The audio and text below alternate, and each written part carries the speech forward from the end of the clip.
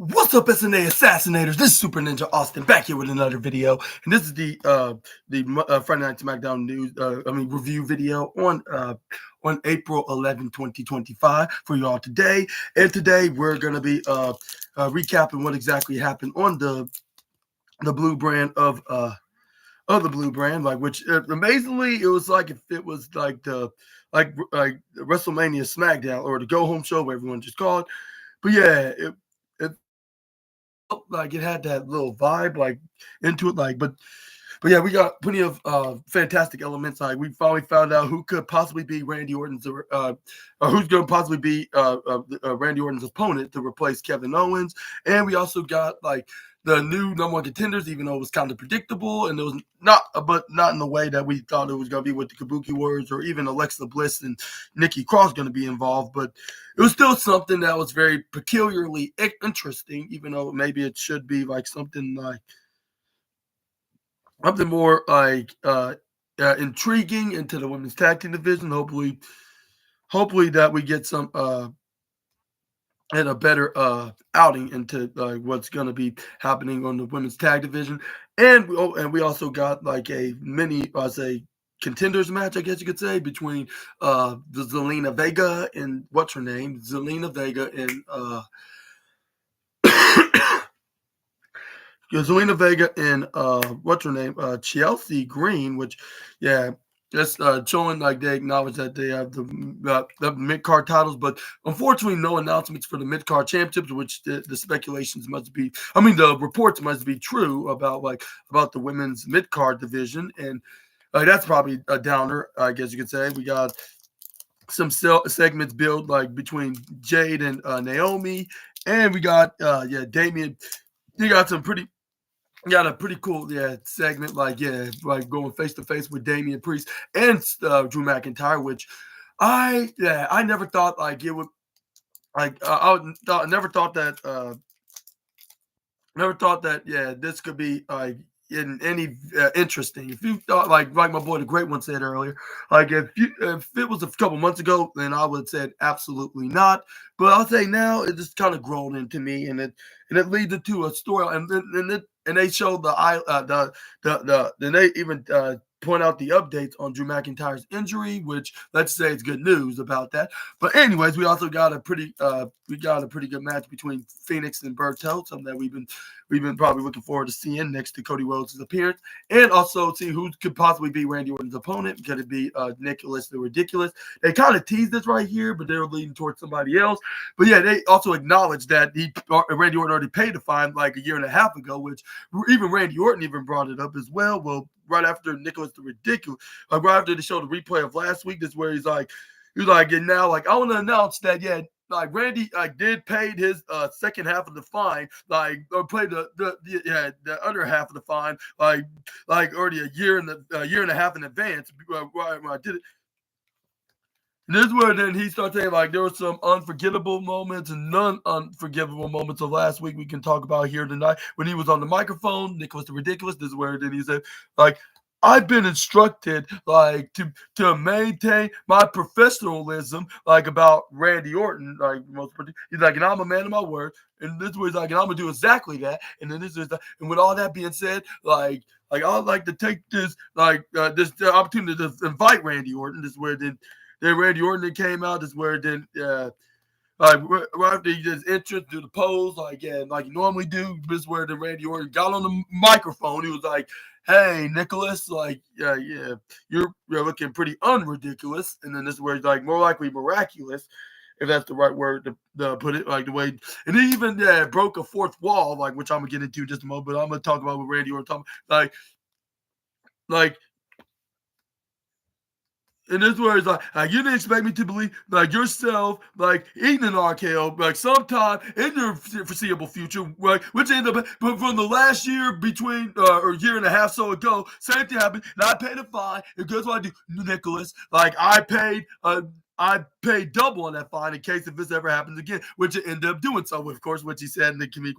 And then this was Randy Orton's like, but the reason why I really want to speak to you, Nick, like, is because for the simple fact that there is not a match on the table at WrestleMania for me, like for any opportunities where the fans start booing right after he said this. Is where then Randy Orton then wants to make sure that he gets a match. And again, this is a very important. This is his 20th time competing at the Showcase of the Immortals. This was like it needs to happen one way or another. Like he needs to do his job, and he needs to make an opponent that can guarantee him that he will absolutely be in Vegas, which we probably see. Even though they haven't confirmed things, like I'm gonna give you advice. I'm gonna tell you in advance before I reveal who this potential opponent replacement could be for Randy Orton. This like I don't care what it is, like what it takes, like well, what if it was somebody in the back that scheduled for Mania, or if it's you in a suit, you without the suit for one night.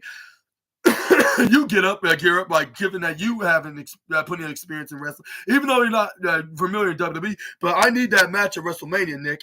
And this is where Nicholas the Ridiculous and stuff. Like this really think it's about money. This really think about $100,000. Yeah, like I already know you paid that off. Like I want respect. This is where he said like he wants to. He's like, you and I both know this company is doing record breaking. Like, you're a major part of that, like Randy. But I'm unfortunately being a part of it because I busted my ass for 20 years to make it to this company. Like, unfortunately, not to compete here, but I'm authority figure, which I think that's more major. This is where fans were booing because it's unfortunate that they won't be seeing Nicholas because they were looking forward of seeing him come out of retirement and fight someone like Randy Orton in some kind of a dream match. We never thought that would happen. Not even 10 years ago when he was over in TNA. But this is where the fans start chanting RKO again. But yeah, I would definitely would cost him an extra $50,000 if he did so. This is where Randy Orton. It was like, yeah, you need my respect, like you already got my respect. You got it a long time ago, but you don't deliver right now on a match that is his truly like for next week at WrestleMania 41. Like I cannot promise that I'm gonna apologize. Like I'm not gonna promise to apologize to your wife, which he said Mickey James. I'm not gonna apologize to Mickey James, which he didn't say your wife, but he just said that because he already knows that they're married. Like yeah, like. Go figure. But this is where Randy Orton's like I'm gonna do what I'm gonna do, like what I need to do, like in order to get what I want. Like I'm sorry, like it's in my nature. And this is where then before they can even discuss more about this is where then we got none other than who could possibly be Randy Orton's opponent at WrestleMania 41, and they can confirm things next week. And that is Solo Sikoa that was coming out with his cousin that like to attack his cousin in one of Solo Sikoa's big brothers, Jimbo Uso, Tama Tonga. This is where then Solo's like, Nicholas the Ridiculous, can we please tell Randy like to get the hell out of the ring? And then this is where then he continues to tell him to stop embarrassing himself, and then this is where he told him nobody don't want to see him cry or whine. He's like, they're like, and this time Mike like, wow, like, well, Willow on me, like, he was like, yeah, he was like, yeah, like, I'm not going to WrestleMania, like, what I think you are is a piece of crap. And he's like, it's hard for Randy, like, it's all over, like, you know why, like, he's like, because you're in the past. Well, guys like us in the future, this is Randy Orton's like, okay, if I'm in the past, like, why don't you just wipe me out and prove that point? And this is where then, what's his name? And this is where then, Soul's Coast, like, in a week from this weekend, like, yeah, LA Knight is going to be in the same, he's going to be nothing more in the past. This is like, because at WrestleMania, like, the Samoan Werewolf, Jacob Fox, like, and he's going to be winding up, like, as your new United States champion, like, and this is where then, he's like, and you, Randy, like you be sitting at home, like all alone, like. And this is Randy Orton, like I'm gonna be sitting all alone. Is like you don't know like who I live with. Like I live with a bunch of kids and my smoking hot wife that I always keep talking about. Well, he didn't say it plenty of times. He only said it like once, like when he was in that segment with Gunther, but he did not say that. But this is where like he pointed out saying like even if he was gonna be going home and watching WrestleMania, he's gonna watch it alone, given that everybody in the family is a wrestling fanatic. But this is Randy Orton's like. This is what Randy Orton's like, but I think that's pretty funny. But you know, I also think it's more funnier, like is the fact that like you have the ball to come out, and both of you too, yeah, Tama. He's like, they've been mocking him as his little catcher. He's like, well, would you try to talk to me out here, like, and trying to. And it's like, and I'm trying to get into a match at WrestleMania. That's something I never miss while I'm cleared to compete. Like that's something to do at WrestleMania. He's like, you think you have the balls to come in? Like, whoa.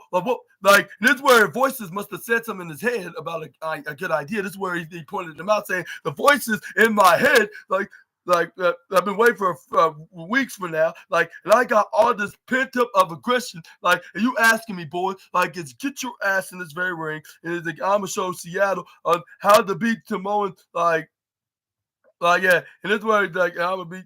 I tell how to beat two Samoans. What he said, like, what was it, like the voices gonna ask me to get y'all's asses out of this ring. Like, and I'm showing Seattle. It is where I know how to beat the two Samoans up, like, and this is where he said some.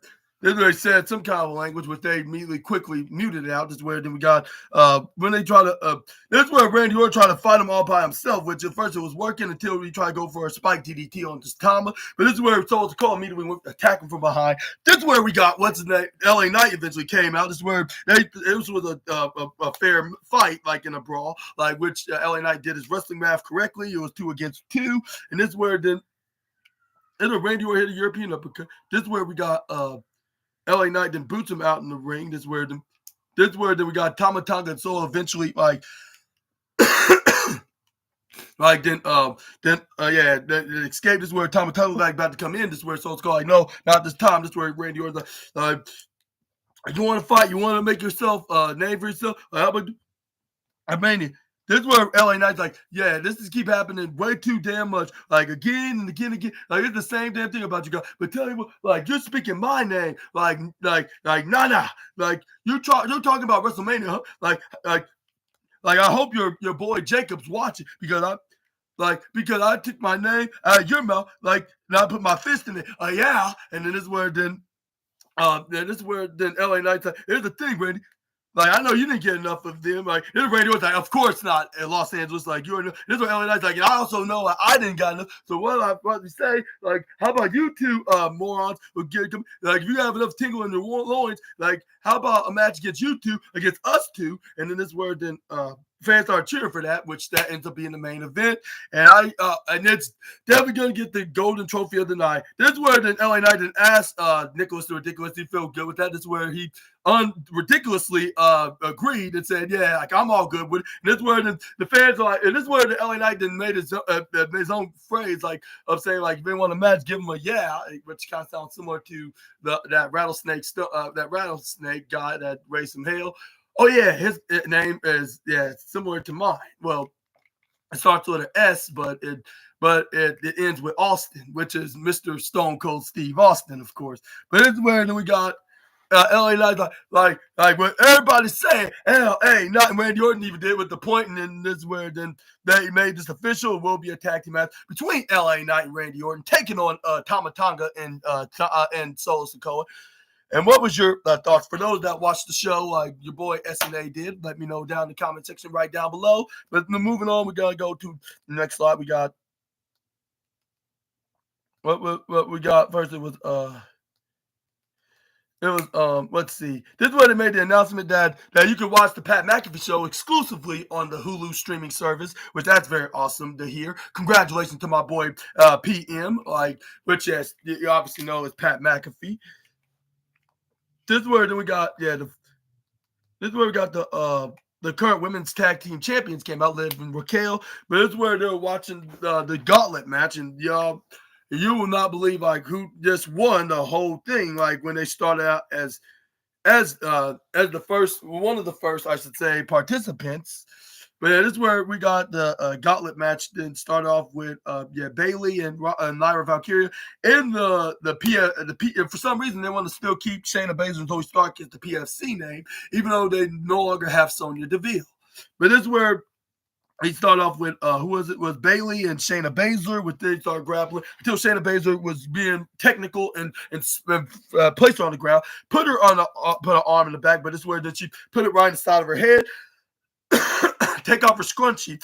This is where that she goes for a stomp, but this is where only for Bailey to move out of the way. This is what she was like it's not the first time like that I fought you, Shayna. And some tells me it won't be the last, which that'll probably be true. But this is where then Shayna Baszler got her into some kind of a hammerlock, like arrest kind of position. This is where she put her right in her own corner. This is where she tags in Zoe, but she elbowed her right into her back. This is where she tried eyes with Bailey in the left side, only for Zoe to counter through him, go right instead. This is where then she goes for shoulder tackle, goes for a flexible muscle gesture. This is where Bailey go for a duck, leapfrog, arm drag. This is where then she got going for some like a little arm bar, like with Zoe Stark kneeling down. This is where then we got Zoe Stark going for a clothesline onto the former multi-time women's champion. This is where then she picks up the role model. Zoe then tags in her partner, the Queen of Spades herself, Shayna Baszler. This is where then she snap mirrors rolls her. This is where Shayna Baszler stomps on that left arm, like which I believe that must have caused a nerve in some capacity, which I wouldn't doubt that Bailey is still feeling that, like even when she's probably getting ready to go to bed. But this is where then we got Shayna Baszler did try to.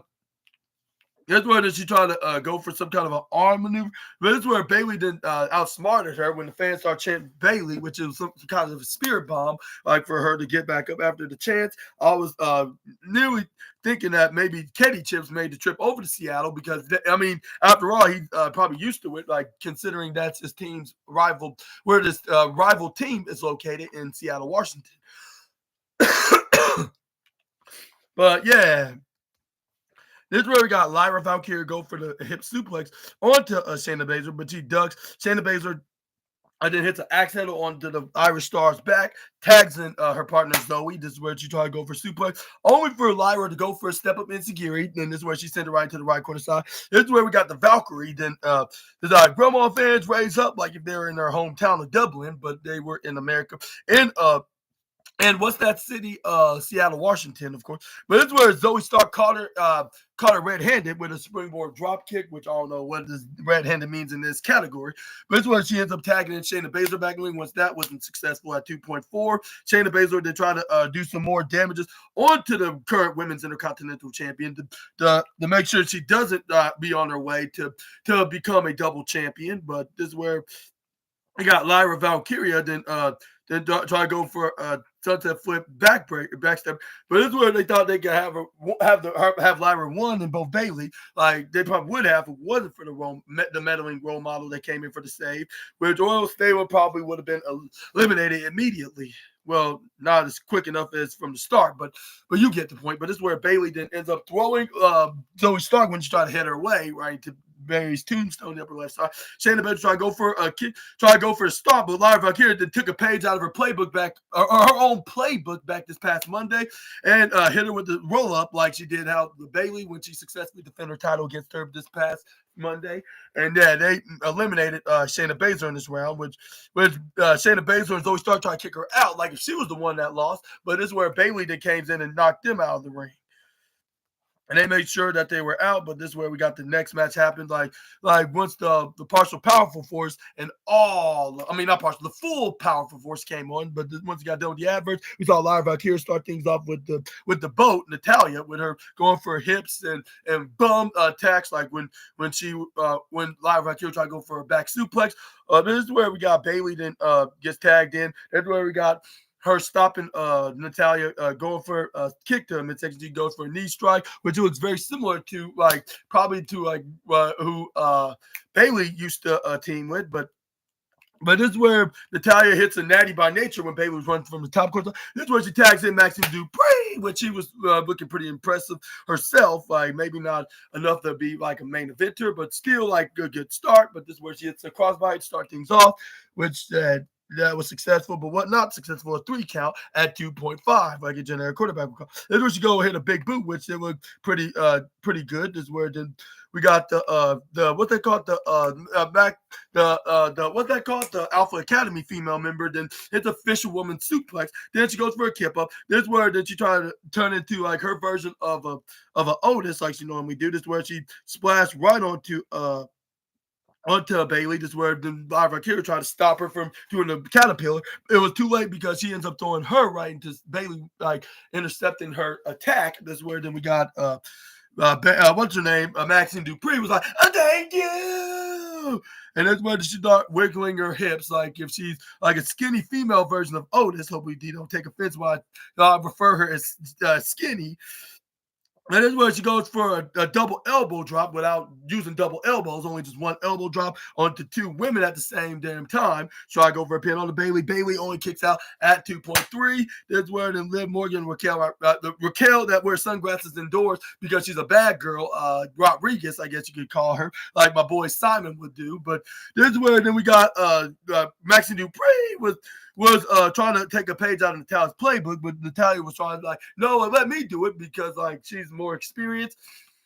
Maybe if it was not Bailey, she would probably have allowed her to do it. But this is where, needless to say, Bailey then flipped it into an inside cradle to get to 1, 2, 3. This is when Natalia's like, "What'd you do, Maxine? Like you should allow me to do it. Like I would know because I've best wrestled Bae for the last probably 9 to 10 years, if I'm mistaken. I'll say probably the last 9 years, but." Or maybe 8, I don't know, like maybe 7, 8, 9 years. Like, but this is where we got the next challengers, like onto the in this gauntlet match. There was Katana Chance and Kaden Carter, but Kaden Carter immediately went directly to Bailey, hit this cartwheel leg drop majiggy maneuver, whatever it's called. This is where she lifted up Bailey's legs to try to get the 3 count, only for her to get her like a 2.2 count. That's where then we got Bailey tried to go for a German suplex, only for it to get reversed by what's her name, Kaden Carter, when she tried to go for a wheelbarrow roll. But once that, when she pushed her right to the right corner, which is the same corner where her and Katana Chance was tagging at. This is where we got Katana Chance go for a tag. This is where we got Bailey then try to go for a run, but she gets kicked right in the mid-seconds. Then we got and where Katana go for a drop kick. This is where then we got what's her name? Kaden Carter did the same. With Katana going for right behind her, going for a surprise roll up. Only got her like a 2 even count. This is where she goes for this cold breaker, like when Bailey was trying to reach for Lyra. But this is where that obviously did not work. But this is where we got Katana Chance go for a cartwheel flip. This gets get back suplex flipped right up in the air by her partner Kaden. But Bailey got the knees up when she landed right on her. This is where we got Kaden and throws Bailey right into the upper right corner slide. But this is where she gets kicked right in the face. Then gets elbow right into the back of her neck. This is where it almost an easy count, but Kaden Carter got the left shoulder at 2.8, and this is where Bailey was like, oh dang it, like maybe it was not like a full Macho Woman elbow drop. And speaking of Macho Woman, like I think that's what her secret admirer, tight end boyfriend thinks. Like that's near the Bay Area as well. But this is where we got. This is where both Lyra and Bailey did double teamed. What's her name? Kaden Carter threw her on the right corner side, do double bow, but she gets double kick right in the head. Then we got Kaden Carter go for a boot right to the face. Then we got Kaden Carter goes up and try to tags in what's her name? Katana Chance. This is where she picks her up, go for this cartwheel flip into a kick stand. This is where she try to go for a pin to Lyra Valkyria. And this is where we got Lyra kicks out like near at the 2.3 mark while Bailey try to come in and save to make sure to be on the safe side. But this is where Kaden Carter throws Bailey into the left corner side. This is where we got Kaden Carter hit the suicide dive right onto the outside. This is where we got Katana Chance go for a wheelbarrow flip. This is where we got but this one Lyra Valkyria kicks out at 2.999999999. Might as well point away from me 3 in the 9 This is where we got Lyra Valkyria caught Katana Chance from a Hurricane Rana that she was attempting to do, but she ends up turning to a Nightwing. 1, 2, 3, and this is where she immediately eliminated Kaden Carter, Katana Chance out of the match. And this is where we got Me Chin and B-Fab. This match must have probably lasted, to be honest, like probably a good 35 to 45 minutes. Not trying to take a jab at that movie that's based on the day that's the same day today when the main character's father like told him not to go to the bathroom around that timeline. But this is where we got once they got done with the advert, this is where we saw Lyra Valkyria and what the B-Fab was in the ring. This is where we saw a pretty cool pump kick from the former Hit Row member. This is where she drags her right to the bottom right side for her to get tagged in by Michin. This is where we got the HBIC, then try to go for a body slam onto the reigning defending women's intercontinental champion, and not to mention the inaugural one. This is where she try to go for the pinfall, only for her to get a 2 point, like 8. This is where she tried to pick up Lyra, but this is where she jawbreakers her. This is where she try to go for some kicks, strikes. This is where she tried to reach for Bailey, but this is where we got Me Chin trying to continue trying to grab onto her leg, only for her to get step up insecurity. This is where she immediately gets the hot tag to the role model. This is where she started going for some right hand punches right into the face, onto the HBIC. Excuse me for a second.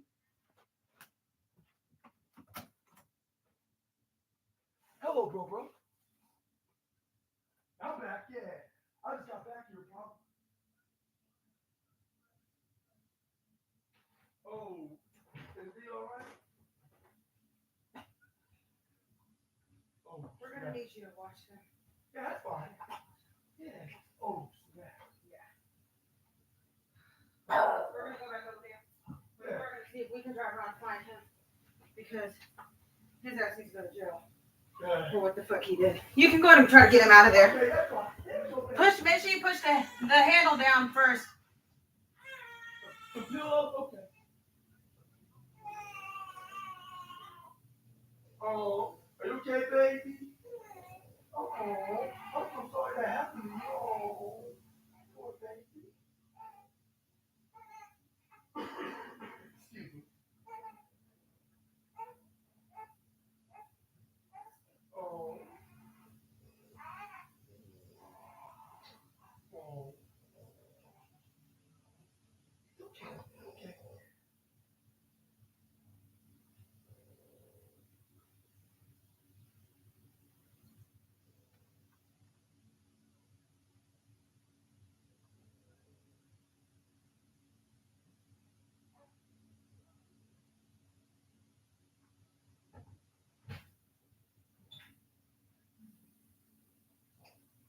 Well, can we put some more for you, baby?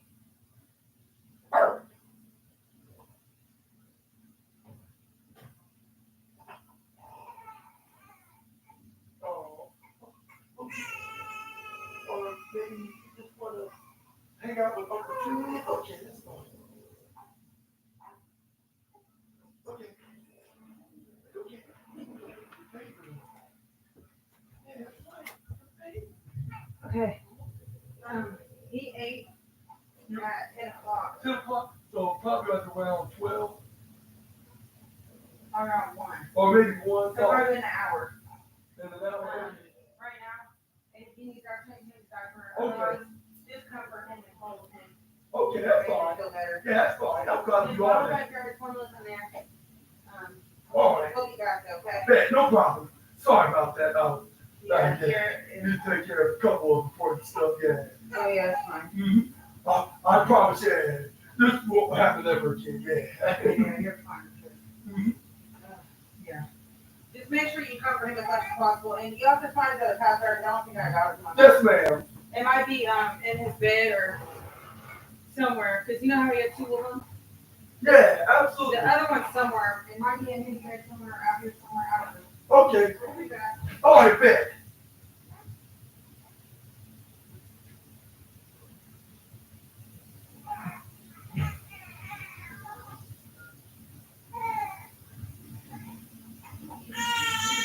Oh, that's fine.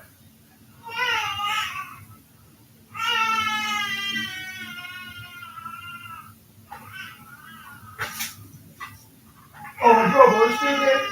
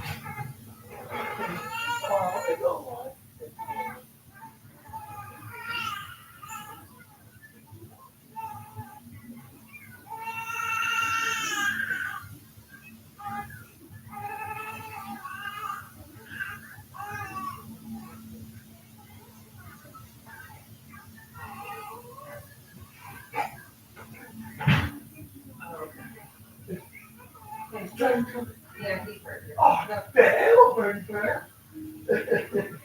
Oh, we're in a great house. If you want to, no, he's here. Right. Yeah. Oh. If anything, he's just sleeping. But since he got scratched in his face so hard, if he falls asleep, when you lay him down, just stay next to him and keep an eye on him. Okay, I will gladly. Okay, thank you. You're welcome.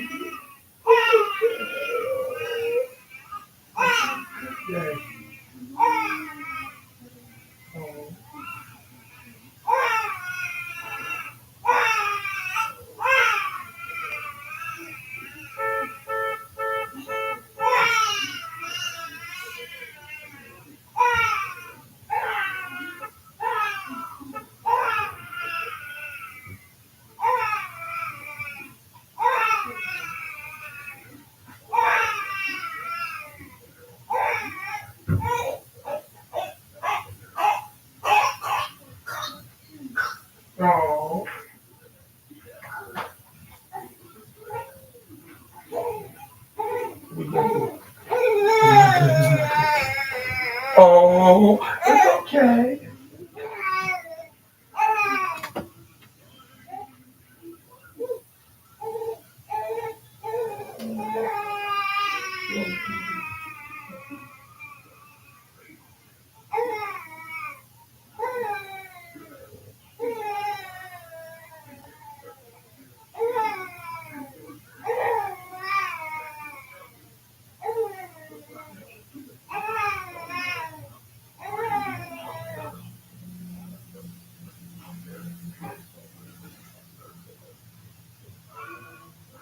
Baby.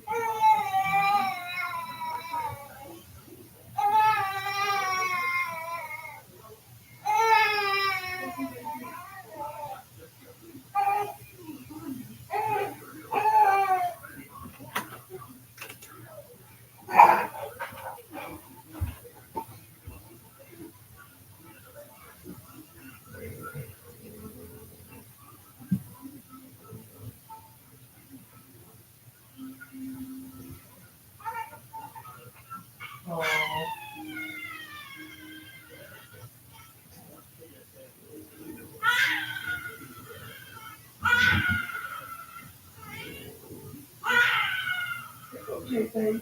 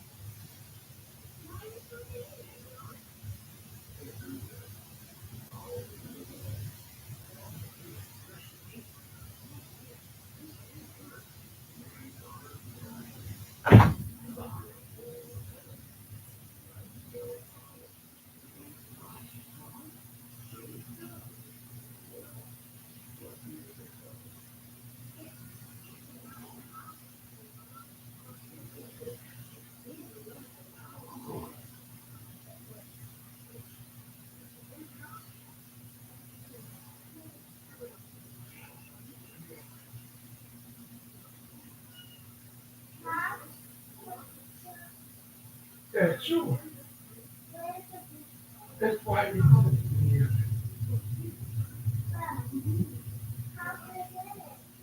Oh, no, okay.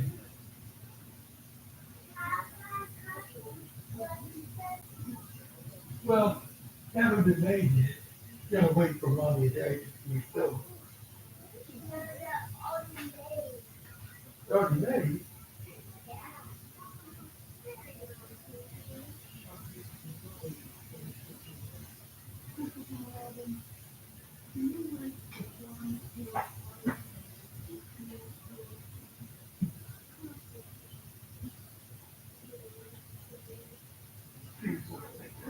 Bunch of people.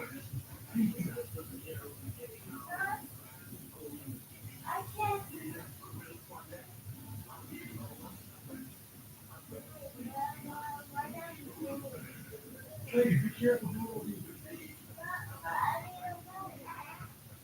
But remember, your whole leg on. I don't know why we're doing this one people. It's kind of selfish, right?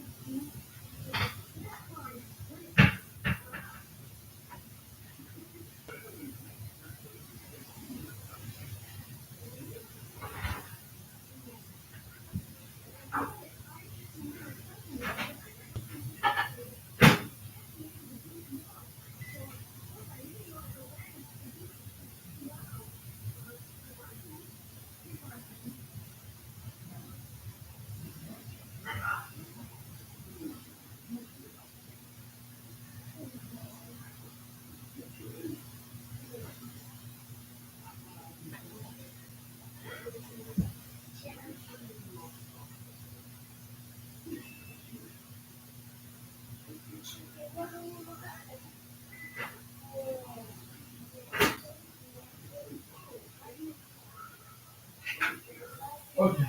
Here.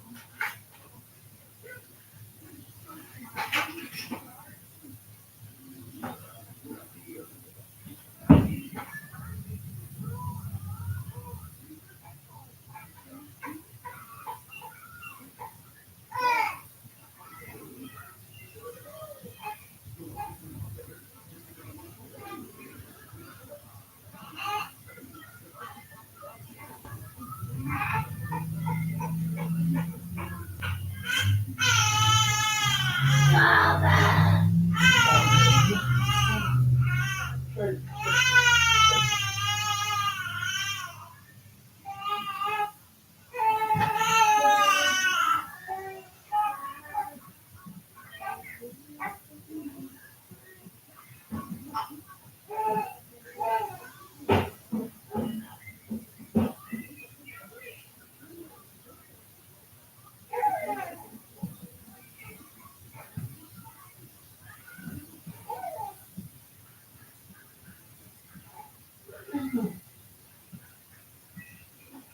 How do you feel kind of big?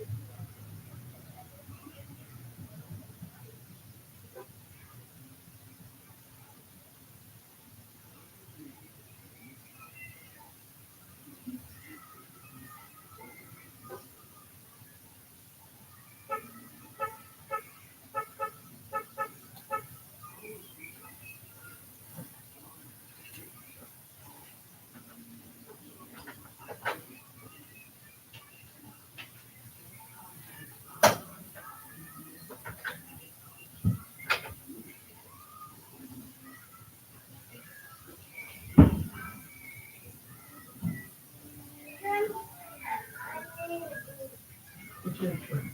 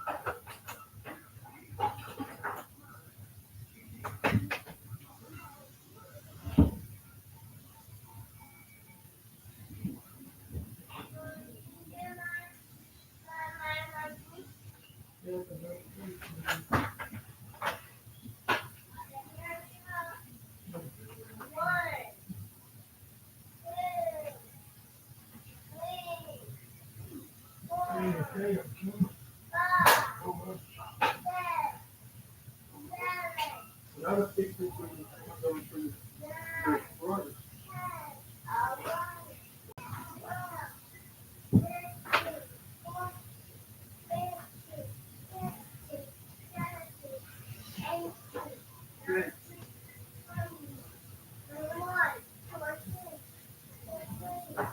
They are kids for you.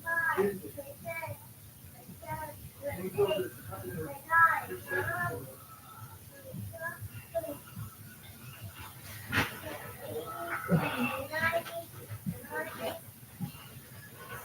I don't understand for me. Who's this? Oh, wait, what am I doing?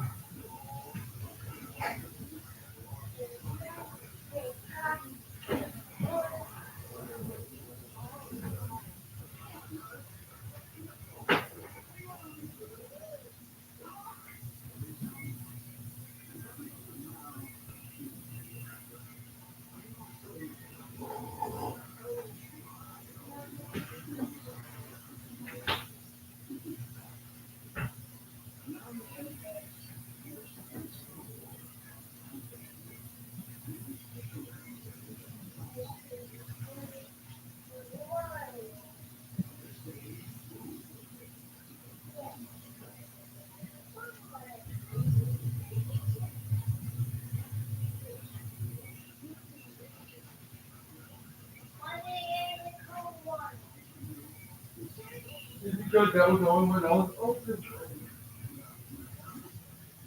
Man.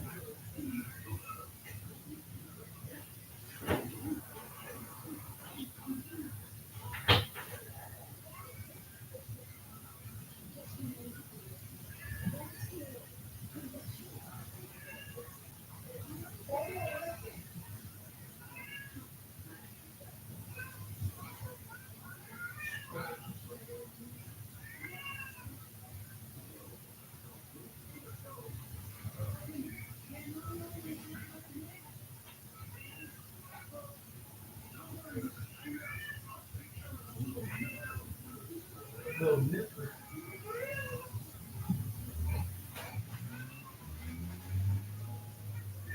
What did you have on the beach?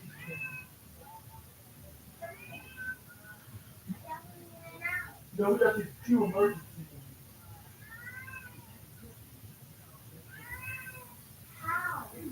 I took them right here inside. Like this, the one grandma that you was using those, like you might as well that same thing for where you at.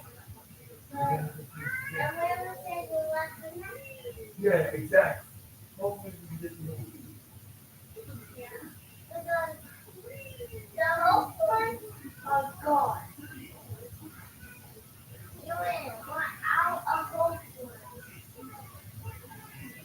Well, the whole city. Yeah, why are you out of the home? What now?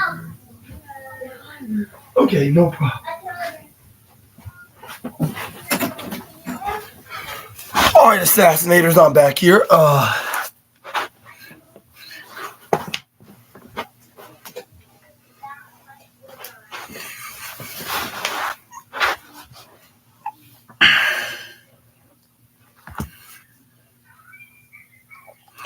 But yeah, this is where we got on the BFAB versus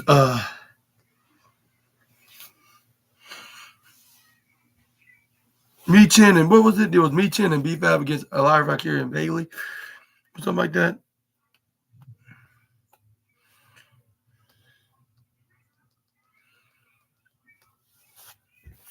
This is where they stopped the pinfall. That's where I was. No, it was Quintana Chance and Kaden Carter. That's where, and then it ended up hit a diving corkscrew. This is where we got what am I talking about? What was it again? This is where we got Me Chin try. No, it was Me Chin again. Bailey. This is where he got to come back. This is where the Me Chin tried to go for a pin, but only got an unfortunate attempt of 2 point. What was it like 2? This is where even Liv Morgan, Raquel Rodriguez, and started like it's. It's obvious that she was not going to get the win from there. This is where then we got Michin hang on to Bailey on the ropes with her hanging upside down while B-Fab hit a boot on her face. Then hits this Falcon Arrow-like maneuver. This is where B-Fab tried to go for a pin, only for her to get stopped by Lyra Valkyria. This is where we got, what's her name? Michin go for a middle drop kick. Then we got the HBIC try to go for a suicide dive onto the women's Intercontinental Champion, which she did successfully hit that maneuver, but when B-Fab tried to get her to beat guard dude move in Bailey, this was go for wrist lock, go for back of her head. This is where she turned into the Rose plant for the 1-2-3, and this is where we got the Secret Harvest came out. The allies of Chelsea Green and Piper Niven then came out along with the women's United States champion.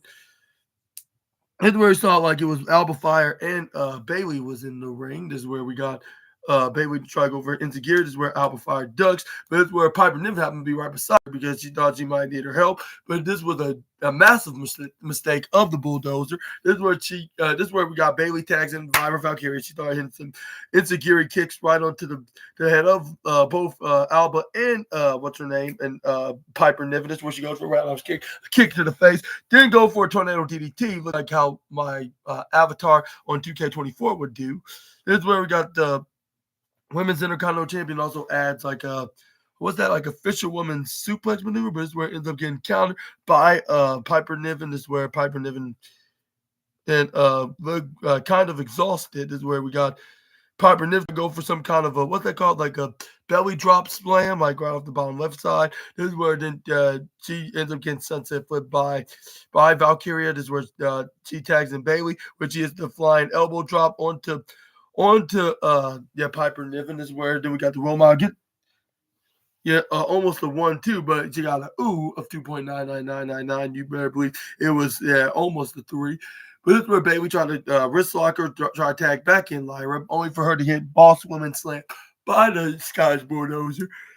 This is where she tagged her fellow Scottish Secret Harvest member, and this is where then they tried to go for a double team maneuver with Alba Fire, like knocking out Lyra Valkyria. This is where we got Piper Niven and got there and Bailey to some kind of sleeper hold when she grabbed and pulled like her opponent's arms together. This is where then she did so like by looked like she's about to hit like a crossface, like similar to like right after hitting a backstabber, like one of Bailey's best friends would do.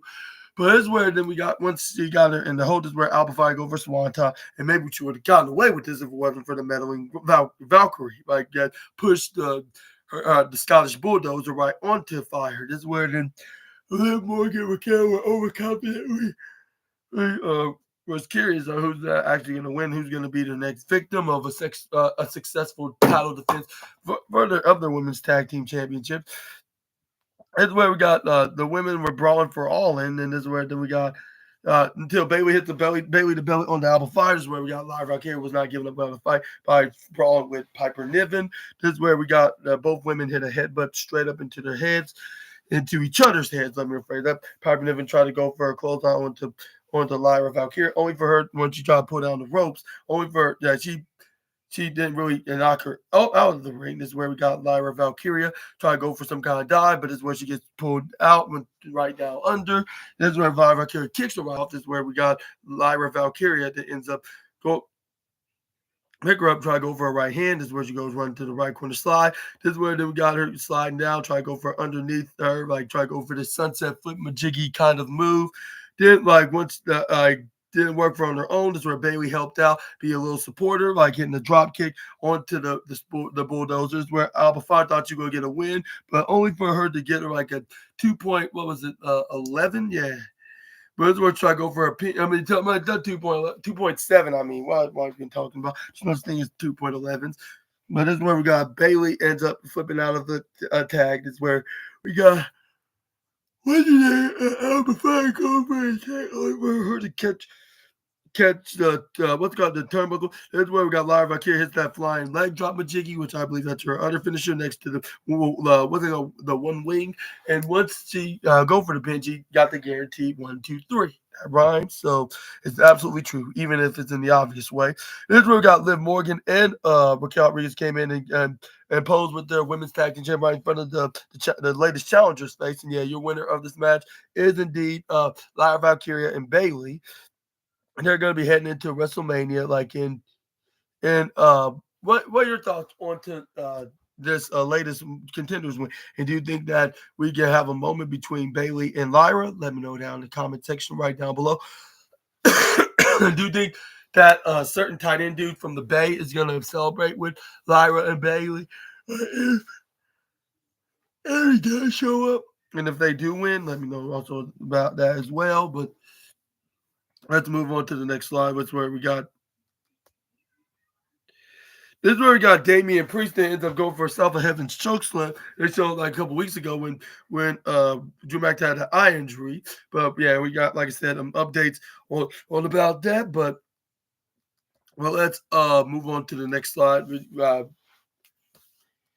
is where we got it really showed like the most iconic WrestleMania, like with Hulkster and the People's Champ on the Snickers sponsored what they call it, like commercial special. This is where we got and speaking of commercial specials about Snickers, this is where we got one with Carmelo Hayes with a producer. Like, did not understand what exactly Carmelo Hayes said, which I thought was pretty hilarious. It's getting the Goofy Rest. It's probably going to get the golden trophy of Goofy Wrestling of the night, even though it was not during the show, but it was on the commercial. This is where then Carmelo, every time say he's him, this is where we got this producer guy thought that he was talking about like a girl named Kim or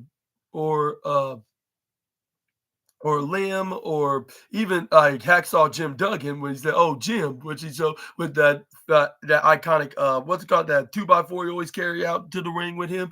But yeah, anyway, so this is where we got Damian Priest came out, but this is where like halfway down this ramp in the stage, Drew McIntyre comes out and attacks him from behind, throws him right into Mary's tombstone, right into into the top and the bottom. Is where Drew McIntyre hit a big old right hand. Is where you still see him wearing that eye patch, which we all assume that he still was injured from that incident back a couple weeks ago. This is where Drew McIntyre addressed that along with Damian Priest and everything else above. This is where Drew McIntyre, he's like, I tell the truth in every action, and it's just been justified. Like with one of them being dropping his stupid ass. That's what he said. And yeah, I mean, they did bleep it out, but I thought I might just say it anyways, like because for obvious reasons, like for like he just say it. But this is Drew McIntyre, that little parasite, like. He always be there around when I've always been screwed. Like, and this is where then he continued like with his deep Scotch accent, like yeah, he did think of the commit, like, but when like, and the one thing like that he did like is to agree with me face to face, like here tonight, like you like. Then he challenged me to a match like at the showcase of the Immortal WrestleMania in the Sin City street fight because I got one night like I will accept it because that's the kind of match that Drew McIntyre is. And I was like, yeah, that's probably the other reason why I like, because it's like stipulated something to like fits the city, like, and it's probably gonna be a very interesting WrestleMania no DQ match. For some reason, it does give that vibe like of that special occasional, yeah, kind of theme, situation. But this is where then we got Drew McIntyre continues on. Like, you say you want to live forever, don't you, Priest? Like, well, I'm gonna make sure that nobody will forget you because I'm gonna give you the beating of a lifetime at WrestleMania. And then this is where then fans are cheering. This is where he like, but there's more like with that, like Seattle, like let you in on a little secret I've been holding for the past few days. And this is where then Drew McIntyre revealed. This is where then he made a little what's it called, like a comparison of Wolverine, like saying. Like the Wolverine as what he said, like you want to know a little secret, and this where then he said, what's that, like here's where he then revealed the good news by saying referring himself as Wolverine. That's what he said. That's not what he said, but he said Wolverine got some good news by you get what I'm saying. When he revealed that he take off his eye patch and he's clear, this is where then he's letting Damian Priest is coming after him, and he's gonna take him out like at the event. But this is where as soon as he was about to leave, Damian Priest comes in and trying to attack the Scottish Warrior. This is where then we got Damian Priest go for this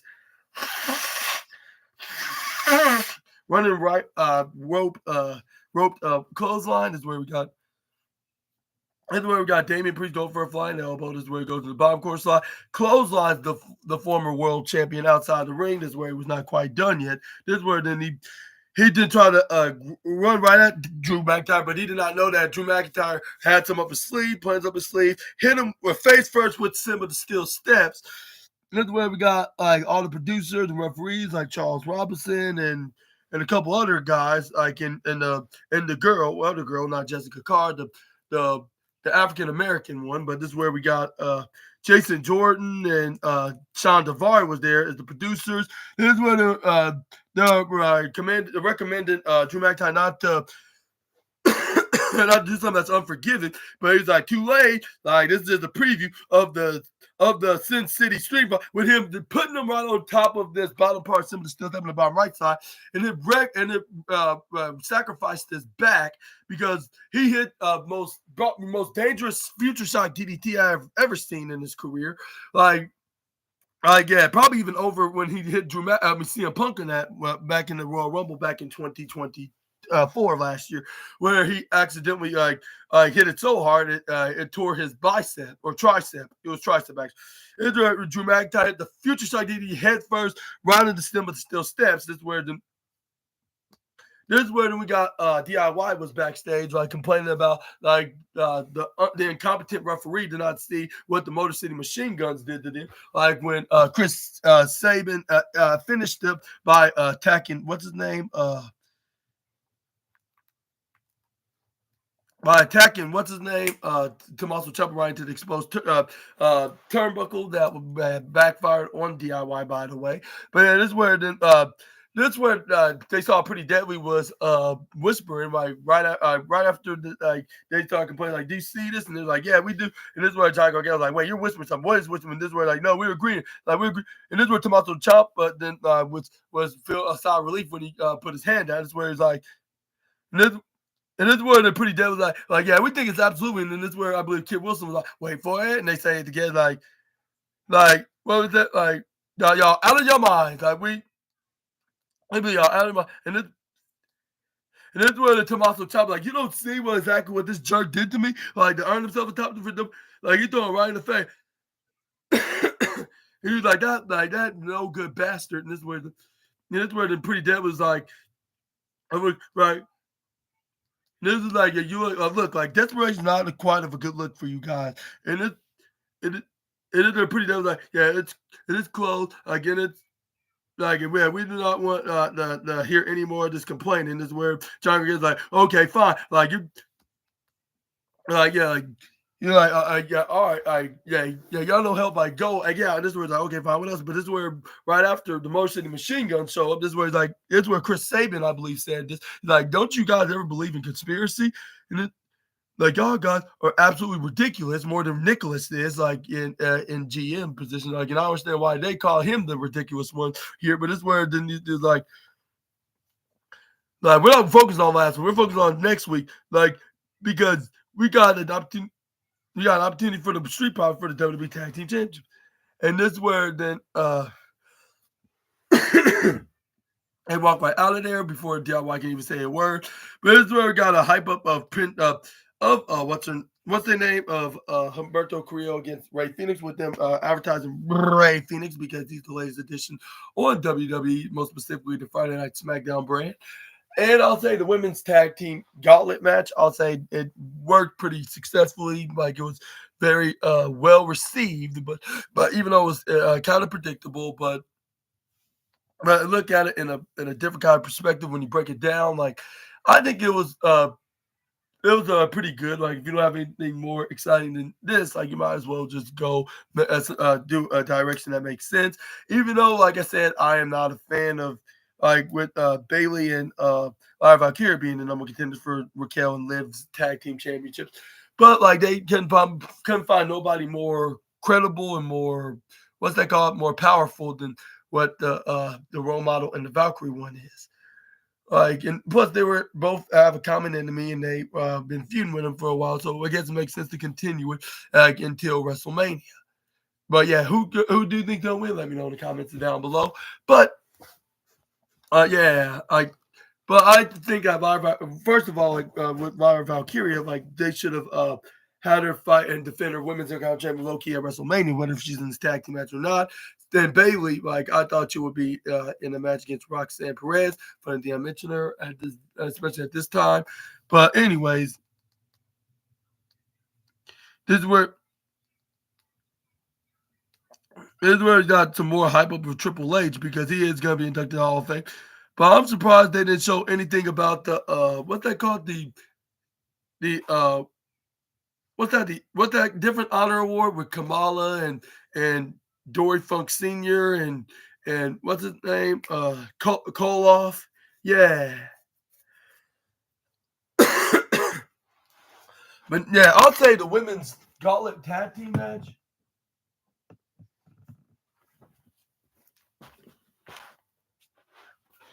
Like, yeah, I'll say I'll give the women's match probably.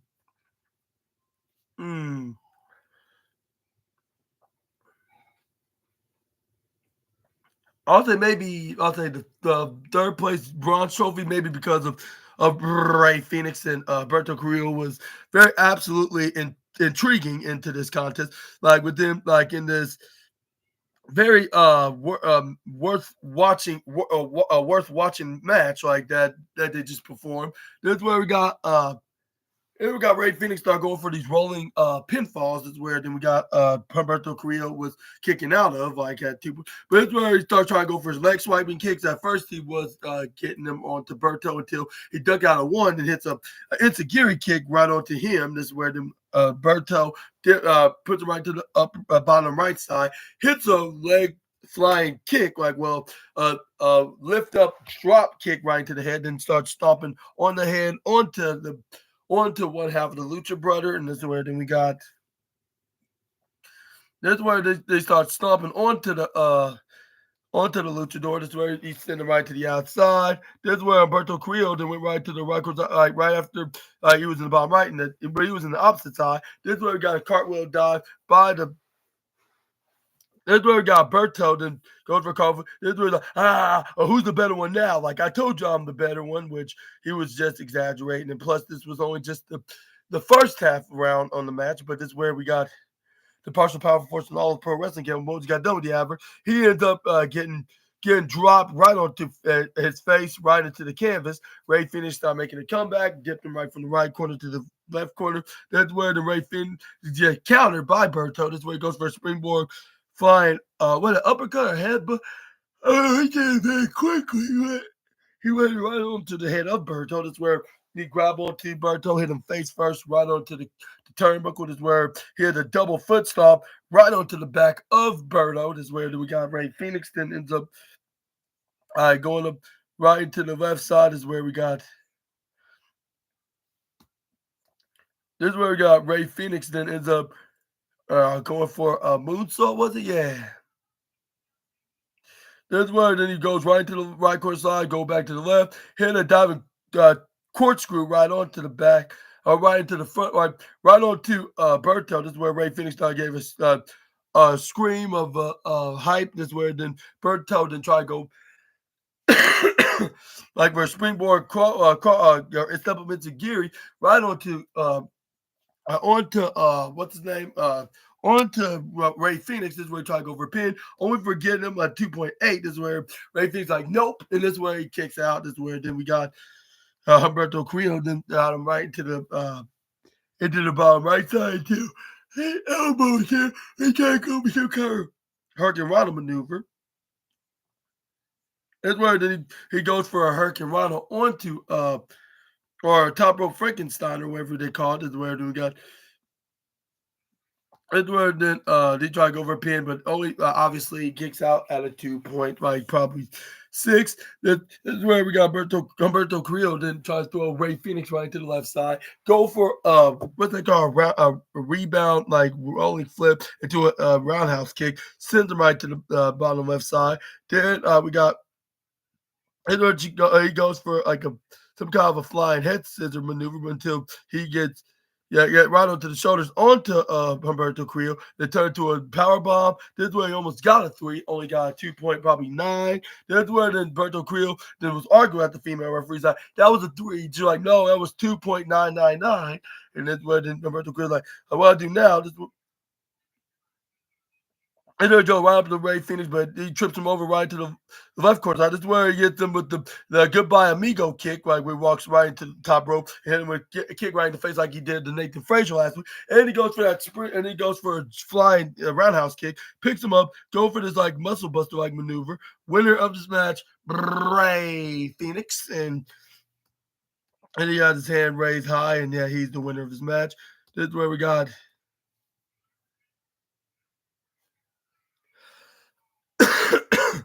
That's where what's his name? That's where Tento Escobar did something unusual that I would never would see him do, like since he turned on Rey Mysterio and the rest of the LWO. And I was picking him up trying to make Humberto Carrillo show a sign of respect onto his opponent, Mr. Phoenix. And yeah, this is where then he refused to. And before I get into more of that, I want to just acknowledge, like I would never thought that Ray Phoenix will be fighting someone like Berto passing forward on 2025. If you told me like back like I don't know 2021, 2022 when Humberto Carrillo was getting more like recognized and more popular and in the early 2020s, like alongside his cousin Angel Garza, I would have said like, there's no way, like because he's wrestling over in the other company, and he looks like he's not gonna be leaving anytime soon. Boy, if I couldn't get more wrong than I was, but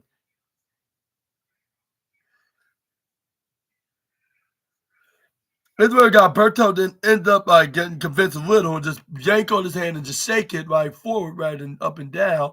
This where then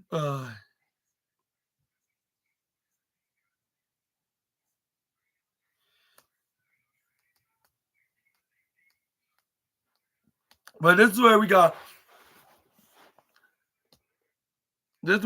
Byron Saxton ends up going for speaking to Nicholas the Ridiculous all this office with Byron Saxton start reporting about what's going on because it seemed like that he brought somebody from NXT. We had to say that was exactly what that's where then he's like and this is where he referred this wrestler as the Prodigy, until he revealed her name, Roxanne Perez. That's where then Roxanne Perez made sure to tell Byron Saxton that she is a professional and she's ready for WrestleMania 41. He's like, in his words, like, and at the age of 23 years old, I am ready for a spotlight and the showcase of me. But I'm not sure if Tiffany is ready for the pressure, which Tiffany was like, are you serious? Like, right after, like, she just said, this is where then she was like, are you being serious right now, Roxanne? Like, you should be the last person to figure out me. Because the way I see it, like, you can learn a little something from me. And this is where then this is where Roxanne Perez asked questions like, "What can I possibly learn from you, Tiff?" She's like, "You little people, like, with your little fake, little helpless Tiffy act. Like, I just, like, I'm glad I'm talking to you, and you're finally showing your true colors because, like, I hope it don't cost you a WrestleMania match." This is where then, Tiffany Stratton's like, "Well, at least I'm not begging for a match here on SmackDown, like because it was a complete opposite. Like around this time last year when Tiffany Stratton very first got called up to the main roster, so yeah, she's definitely right on that. But she's not denying about costing her a WrestleMania match because she was so concerned about that. And maybe everything that people saying is true, and I feel bad for poor Tiffy because it looks like she's gonna end up just like the one that's no longer in the company that used to fought Shawn for that exact same particular title, and then we kind of got a little warning in the preview what could happen because like what happened after these girls fought because. That's where Nicholas the Ridiculous finally stepped in his office. This is where they caught Roxanne and saying like, "I'm gonna fight you tonight," and then Nicholas didn't. Like if you guys want to fight and sell this once and for all, like I can say help you set that up now.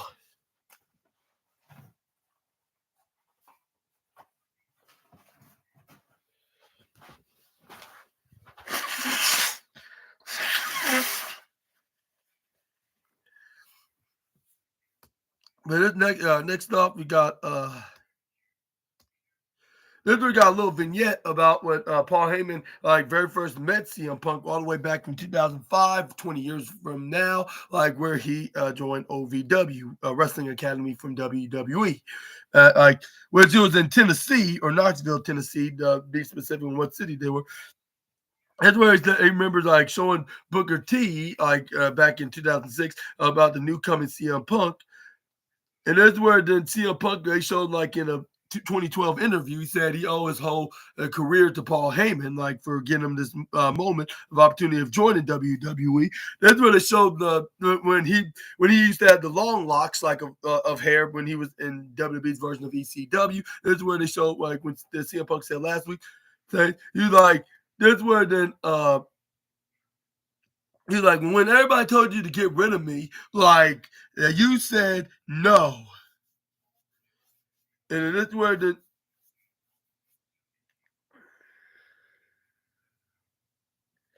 CM Punk was like yeah, like I'm super grateful to come to work, like one of my best friends. And this is where they showed like when CM Punk was the WWE champion, which he was at the time the longest reigning champion, even over John Cena of the century. Yeah, and this is where Paul Heyman's like yeah, he was meant to be a main eventer. He was a main event of SummerSlam. He was the Royal Rumble and Survivor Series, and ultimately, eventually, WrestleMania, which that's the only WrestleMania. I mean, only main event slot of a pay per view that he's yet to accomplish. And that's where the CM Punk to say, like, yeah, he was a brother, a father, and a mentor to me. Again, he trusted me with his kids, like when he leaving them to me, like all the time. When they show pictures of him and his two kids, this was like notable and honorable. Like Paul Heyman referred CM Punk, like saying that he's a loyalty, and he admired him. Like when they showed like from a 2012 interview, which I just like how they do. I showed like what like I showed for knowing him like 10 or maybe like over like 12, 13 years ago, back in yeah, like back in 2012, 2013. This is where like they showed like when CM Punk like then left, like with them showing in 2013, it was very disappointed after like his match against the Undertaker, which I heard they were supposed to do like a triple threat main event of WrestleMania match between him, John Cena, and The Rock, which WWE said that was not enough. But they showed like 10 years later, he makes his return. Well, he wrestled until 2014, so it was like damn near 10 years. But this is where the Paul Heyman was like, yeah, he's back for almost 10 years of absence. This is where they showed him hugging in ring and backstage. And even in the 2024 Hall of Fame induction, they showed Paul Heyman when he was getting inducted to the Hall of Fame. This is where he's like, that's where he didn't point out to him. He'd stand right for is the best friend of his. This is where then he's like, and he's the biggest fan of his as well. And this is where they show like all that is where we got. Then we got Chelsea Green was like, he's like, guys, get out of here! Like, what are you doing? This is where they locked Chelsea Green in outside of the locker room.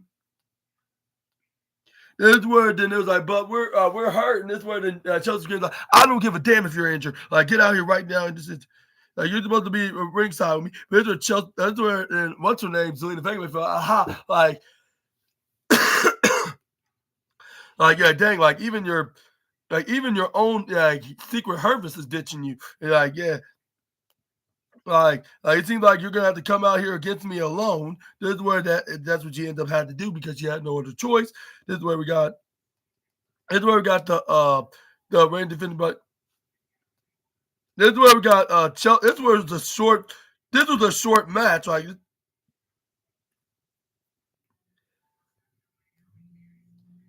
this is where they showed like Chelsea Green then ends up attacking Zelina Vega like in like right on the outside of the ring. This is where she threw her right to the bottom right corner barricade after Zelina Vega tried to go for a surprise roll up with her in the middle missile drop kick.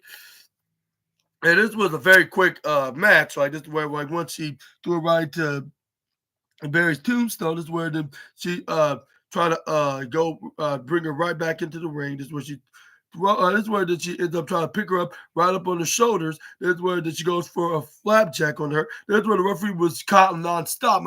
I was wondering why she was doing that. I should have known what it was the reason why doing that. This is where that she tried to throw Zelina Vega. And this is where that she started shouting at both Michael Cole and Joe Tessitore, most likely Joe Tessitore, because he was saying some true stuff that hurt her. This is where then she. This is where then we got. This is where the Chelsea Green shot that she needs some help ended up the conversation. This is where the referee counted to 10 as soon as right before Chelsea Green even got in the ring. This is where when she got in the ring, this is where he called for the bell. This is where Chelsea Green was like, what? Like why you call for the bell? And this is where then we got what's his name? Mark Nash, that's what his name is. That's what he said, like, winner by count out. Zelina Vega, this is where Chelsea Green was freaking out. She's like, no! Like, I was like, wow. Like, I never thought this match that ends with a count out would be this quick. Like, because, yeah, like, even if it was, like, 20 seconds, like, this probably would have been fast.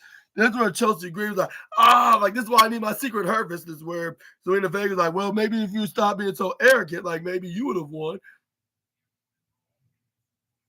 But that's where Michael Cole started blaming, not Michael Cole, Wade Barrett started blaming Joe Tessitore for being a distraction of the reigning defending women's United States champion. This is where then we got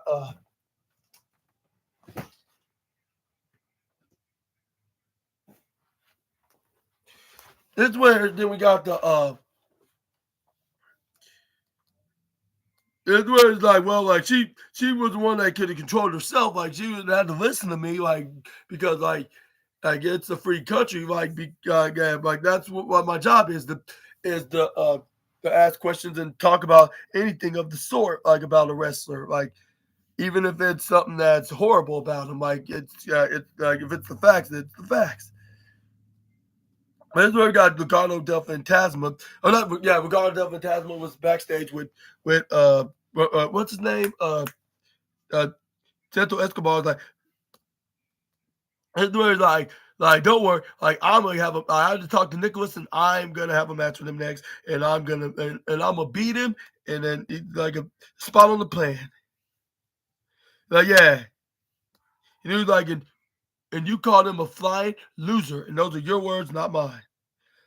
If I had to say it right now, like, you know, one thing I can tell you is I'm extremely disappointed in you, Bert. And then this was like Angel. This was shouting at him. This was like, let's go find Ray Phoenix, so I can congratulate this.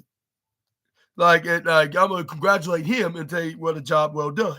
And I was like, this means this could be a turning, like a very shocking twist, like with Berto and Angel be the ones that's gonna be turning heel onto what's his name?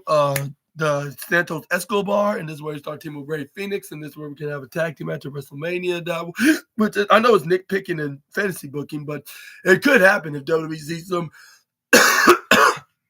interesting directions into that path. But let me know down in the comment section right down below about that. And also what else? Let's say this won't be the last time we see Berto on this night's broadcast, because this is where me immediately did tell him, like, keep your focus off and be proud of himself. Like, and it's where then Berto then was still disappointed. This is where he was listening. And this is where then he was like, but at the same time, you need to mind your own business. This is where he walked right out. This is where I'm trying. He's like, I'm afraid that's what you were about to say.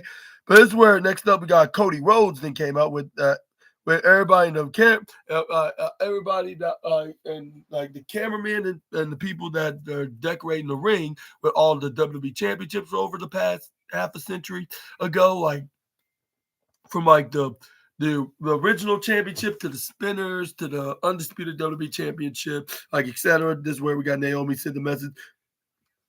This is where Naomi's like, ever since she attacked Jay Cargill, she took over her rightful place, and I'm like really, like you really think that you like the only way you can get close and be like besties with Bianca is by taking her other bestie out? Like that's just nothing but 2 + 2 = potatoes. Like because like you don't have to take somebody out in order to just just around them and hoping that you can be a tag team champion. Like but in wrestling that will make it more boring. Like so yeah, like this is getting very interesting with her being the jealous Jerry or the jealous Jessica, I guess you could say, like considering she's a female. But this is where then she was like I'm gonna get back with mine, and then this is where then she was like in that WrestleMania, like I strongly advise you, Jay, like just proceed with caution. When she's starting to be this yellow light killer character, like when it's in the middle, like you don't stop or go, you just proceed with caution. Like but if you can't make it, you just slow down. But if you're just going, just go. But no, just go too fast. Just go but use caution. And this is where this is like. This is where it's like Naomi. You think you can avoid the storm by ducking and dodging? Well, now, like the moment is here. He's like, and the time has ran out. He's like, the storm is angry and she's also pissed. He's like, you came at me because you thought you knew what was best for me. Like, yeah. And she was like, you trying to take me out, because it's because your own insecurities. And this was like, but let me ask you this question: like, what would happen, like, to stuff, like when it's starting to fade? And then this where she was like, you try to steal the shot of something of yourself. And this was like, yeah, that's what it's basically all about. And then this where then Jay Carter's like, the glow isn't me, like. And you like you think you're getting any and every role, like and that's what this whole thing was about. Like you're the judge because I came in so much star power and so much warrior, like and so much like you can like in that glow, I should say. Like and this is WrestleMania, like I'm not gonna be a rookie. This will be my second match. Like I'm gonna be your biggest threat, like because a storm like is coming. And that's where then she gave a big grin when she said the last part. That's where we got all the former WWE championships from the past, probably 50, 60 years. That's where then Cody Rhodes, they got his undisputed WWE champion in the middle of them because the other belts are from like years ago. Like that was on the sides, like in the left and right, but in the middle and center, we got the current belt. Like, which is the epitome like of all the WWE championship belts from. And our fans are chanting Cody Rhodes, Cody Rhodes. Like if they were in the European tour, this is where Cody Rhodes like you guys sing so beautifully, and I thank you very much, and I will treasure that for the rest of my life. Fans start clapping because yeah, he's the fan favorite babyface. He's just natural in this role, unlike a certain champion that held the title like a dozen and a half times and claims that he's full of nothing but hustle and loyalty and respect.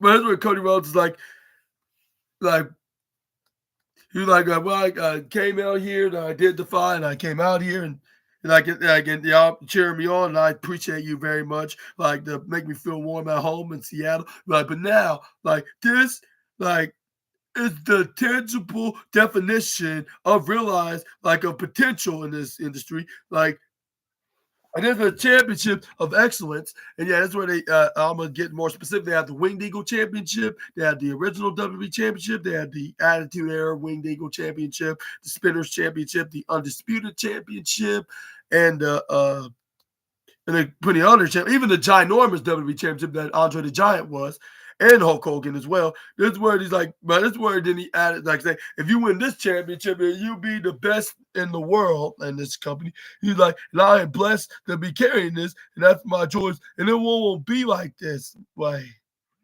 And that's where it's all become. And that's what WrestleMania is getting into. It's not just a match between too many more. Like, it's about our rights to keep this belt right at home. And in this way, like, and it's about the other champions. Like, whether if it's Sean's kids from NXT, and then and he start going down the list from there. Like maybe it's a young man. It is like maybe there's a young man here in attendance in Seattle tonight that grow up and hold on to this championship around his arm, just like their favorite wrestler. Like yeah, like there could be plenty more other 20 champions. Like and he's like, and there's only that one man like that's trying to take all that away, and this is where fans start booing because they know who he was referring to, and this is where then Cody Rhodes was like, yeah. And this is where like so like that man is none other than Jonathan Cena. And then this is where then once he said his name, this is where they start booing even more, like even though they start keeping it down. This is when we got the loyal Cena fans start chanting "Let's go Cena," while the other half was chanting "Cena sucks." This is where then Cody Rhodes continued like, yeah,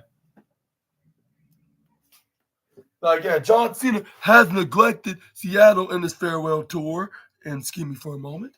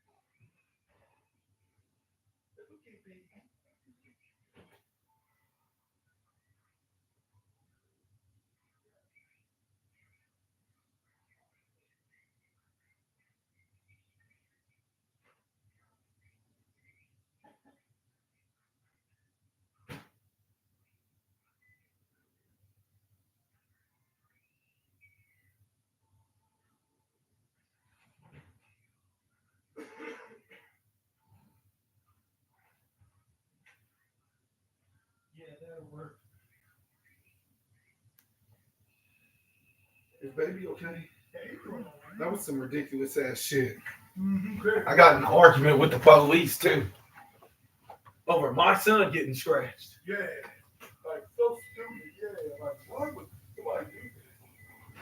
Doing no sense.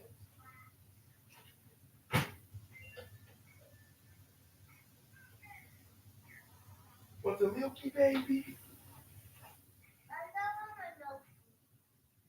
I'm talking about your baby right here, your baby brother. Oh, your daughter's a milk.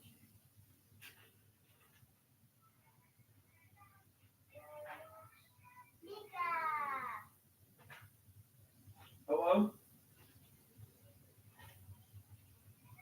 What? Oh, okay, I'm about to go. Hold on. Give me like a couple minutes. Nervous shots fired at replay.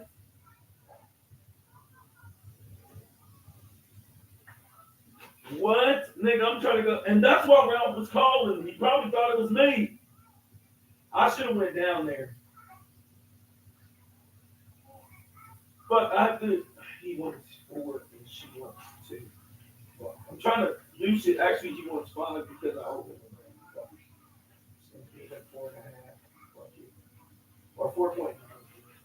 All right, well, I have to run these to both of them, but at least we'll catch the scene. I bet Ralph, because Ralph ain't answering me right now. He was blowing my shit up. I bet Don told him, I told him to go to replay. So Don told him, they probably all thought I was going to be there. And I was trying to be there, but this bullshit fucking happened. And I talked to the lady, and I told her, she said, no, like the officers cleared that everything was good. That's what she told me.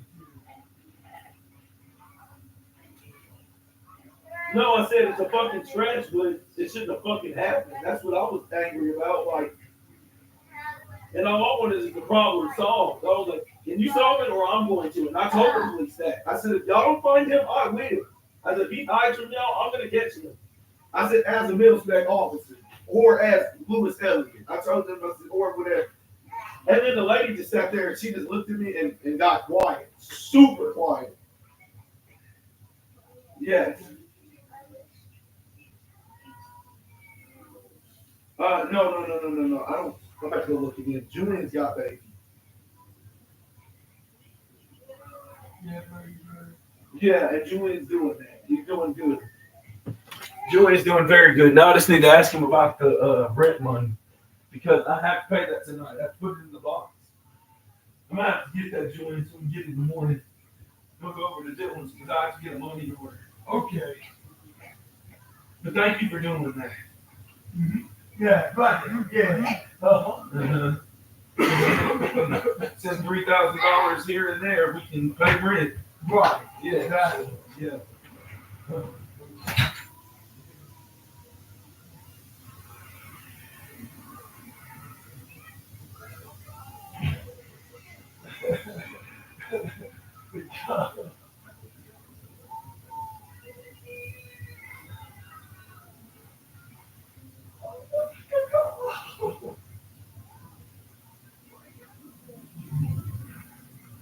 A hell of a big so, oh no. I didn't agree.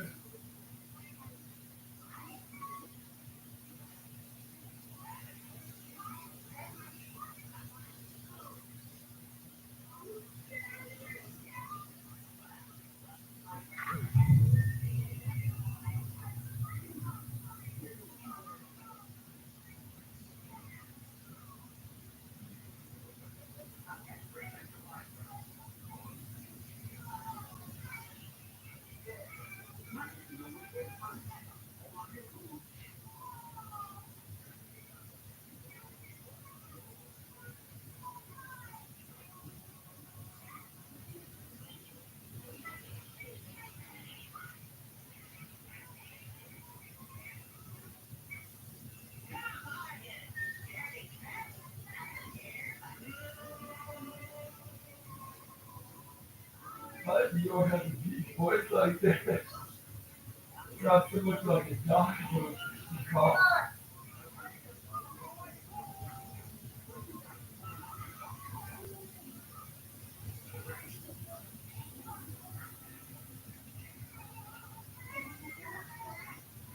I know that's big. That's big. I understand.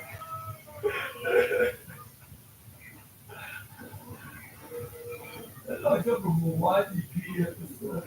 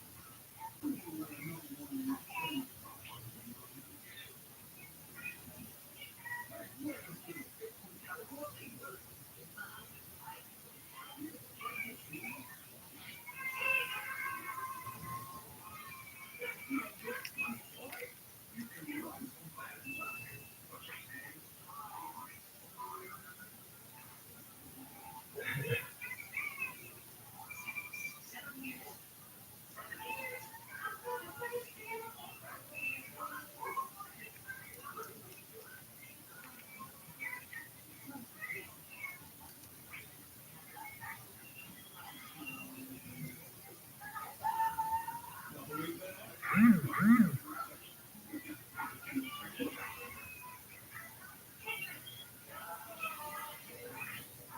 can go right to the track. I can start.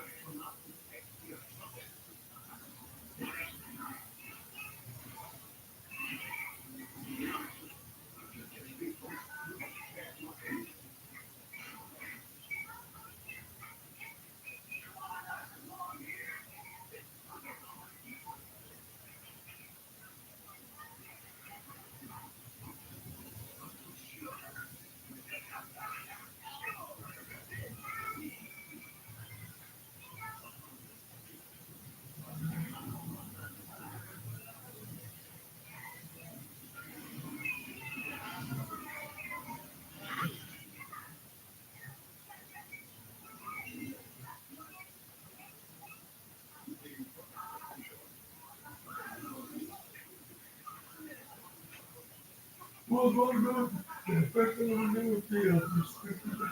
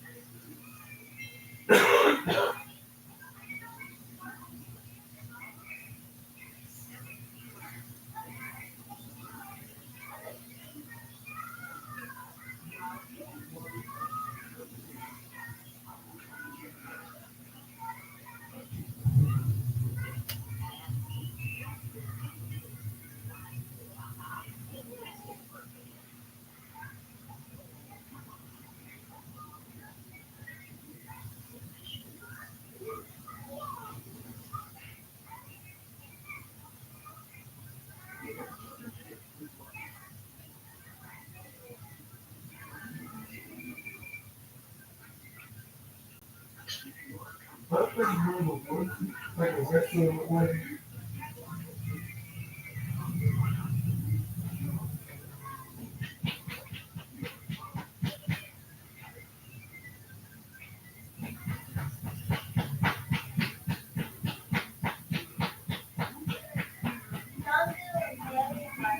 I'm going to hard check here. I'm going to tag this up the front.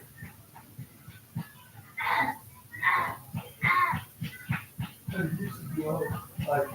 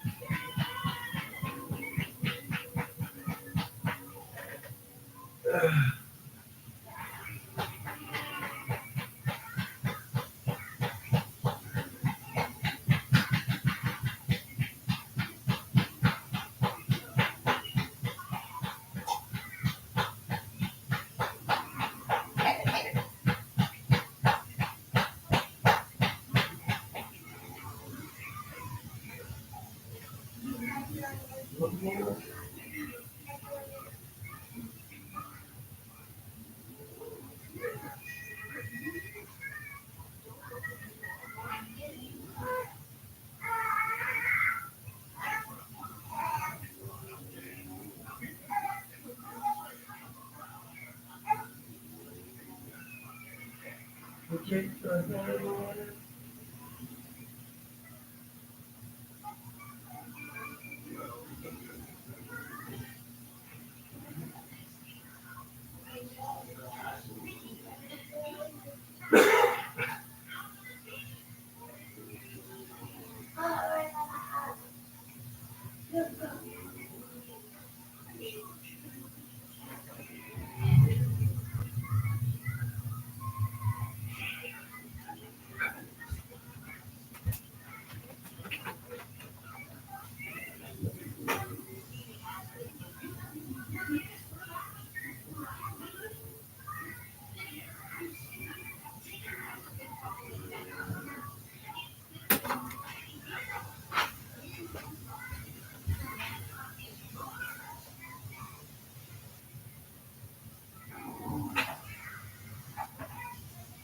Going like that anymore.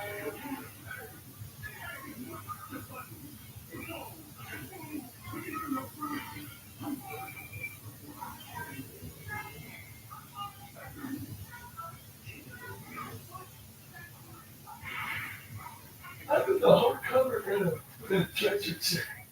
No, not treasure, but like a packing chest.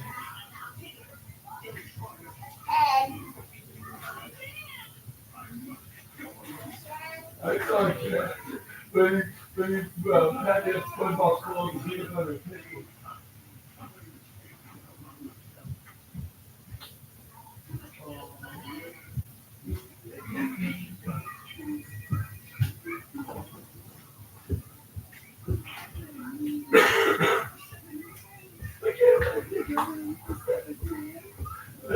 I got this. Um,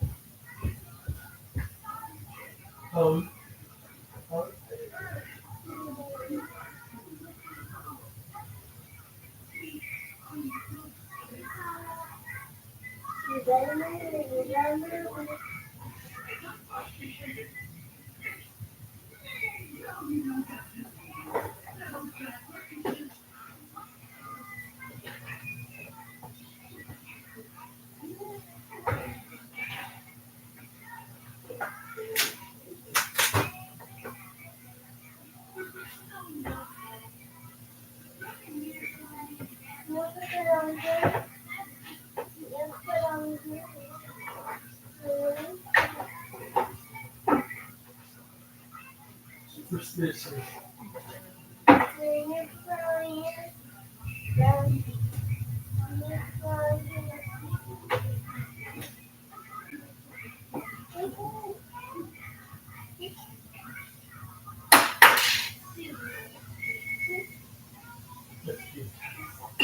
I'll go to Uncle Woody the Food Buddy. You know he's like, yeah, little birdie comes on.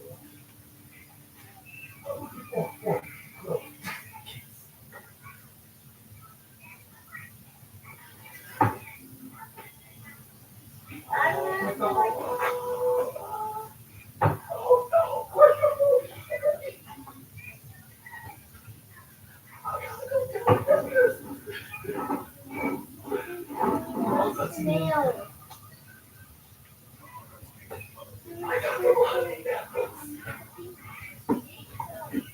Popcorn. Things.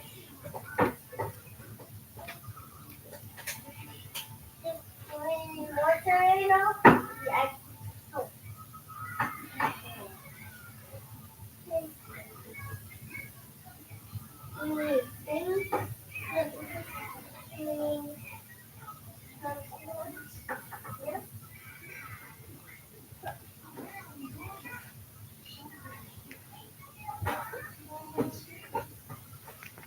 So, here. This. Red. Red. Is this enough? This enough? Yes. This enough? 5, 6, 8.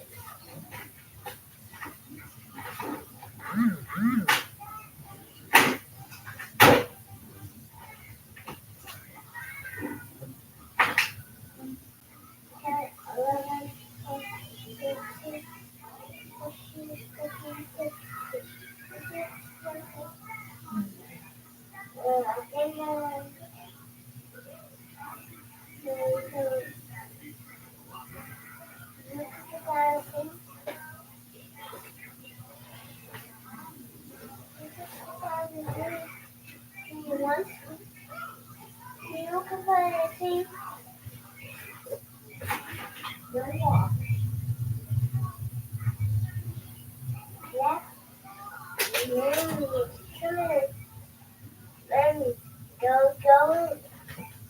Dad, go in. Go in, baby. Go in.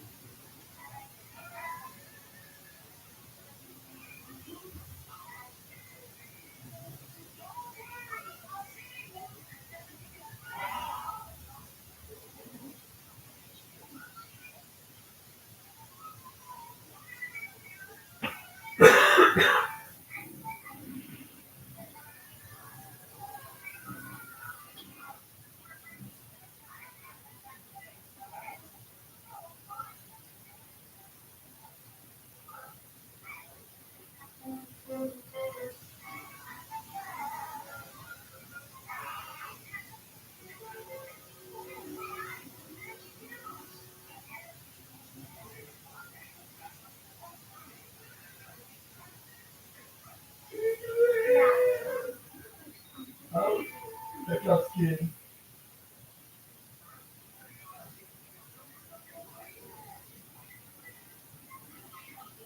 I don't know. But let us understand.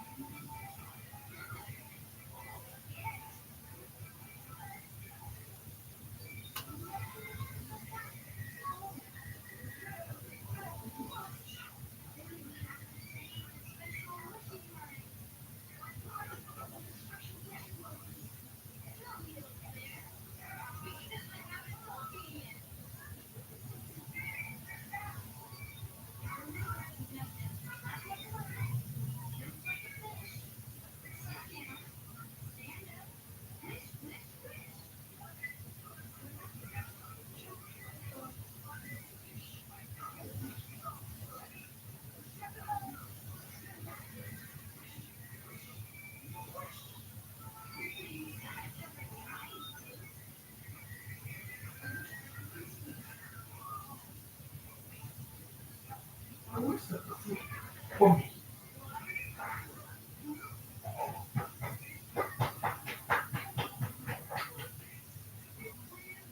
The best thing of being boy is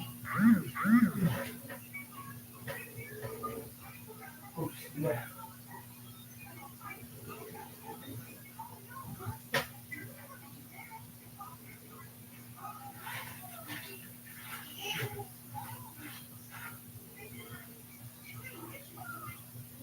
Hey, don't worry, man.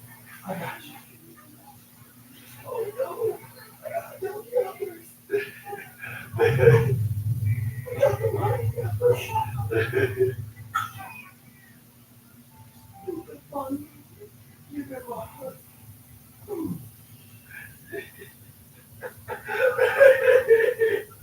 Let's watch him, brother.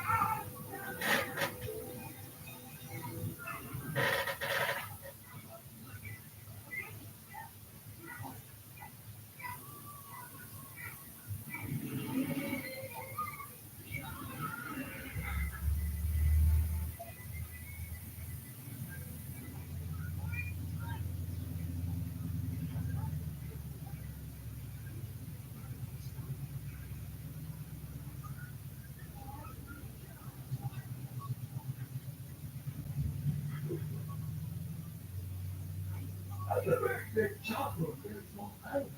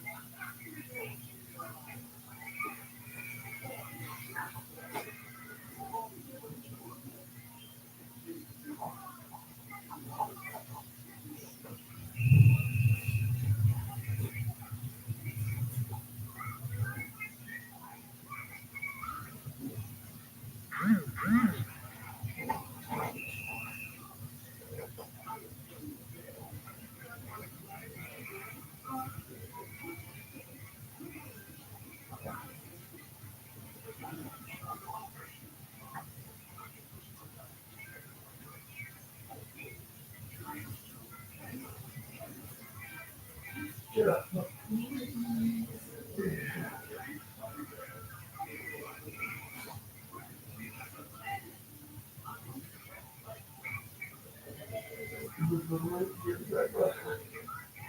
That never gets old.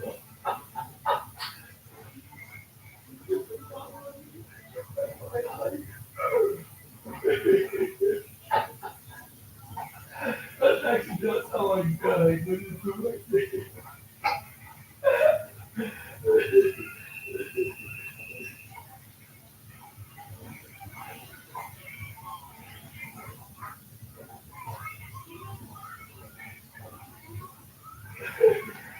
Oh, you got to play grip on too. Go to the skill whatever. Oh, he still was break and trying to attack him.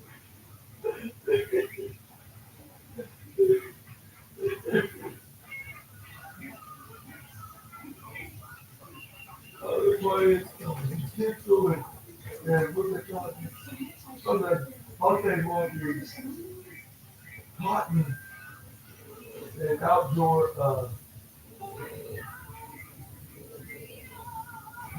item like, yeah. A lot of weird ones kind of look like a George Washington with a pirate hat.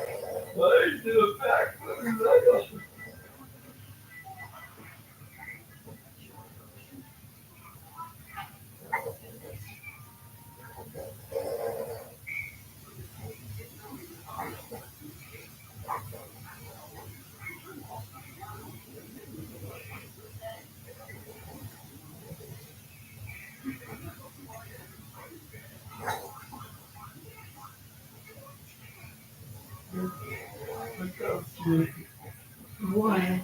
I said, because you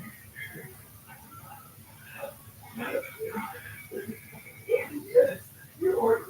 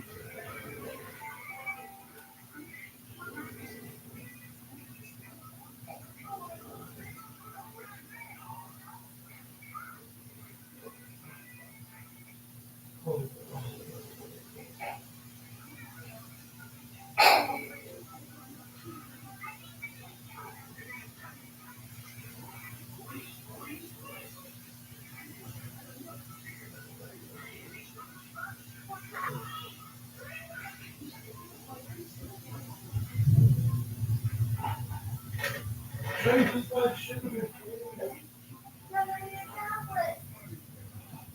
Not children.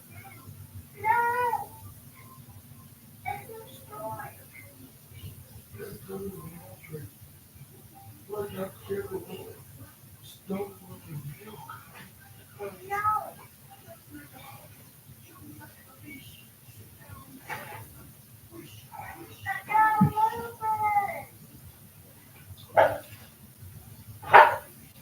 There's in the board back.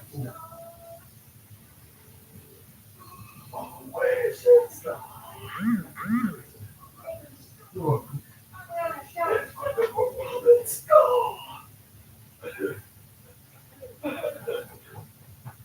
That's the Uncle Winnie the Pooh bird. I pick one.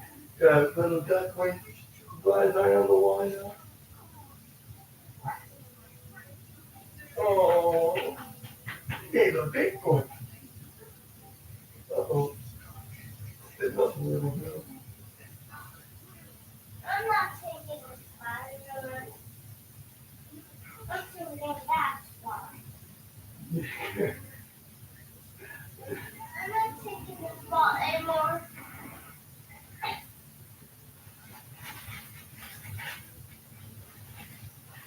La la la la la. La la la la.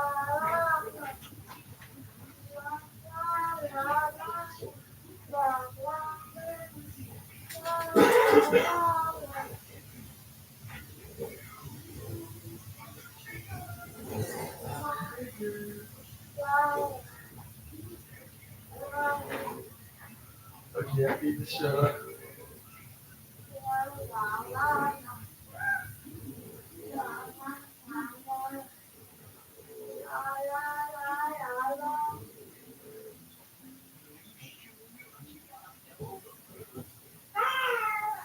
Yeah, I don't need to.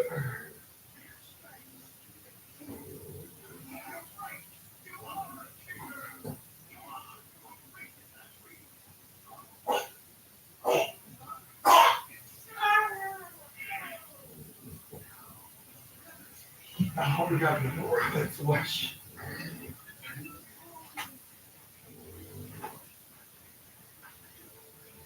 Try you.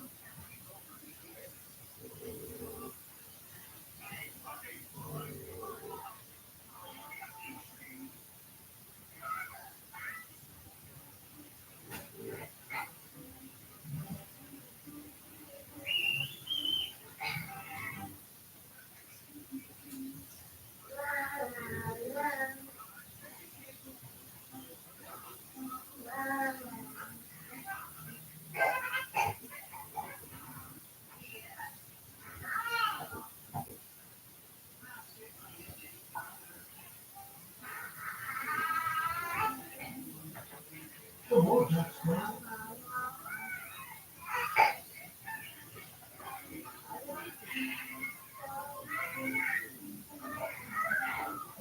And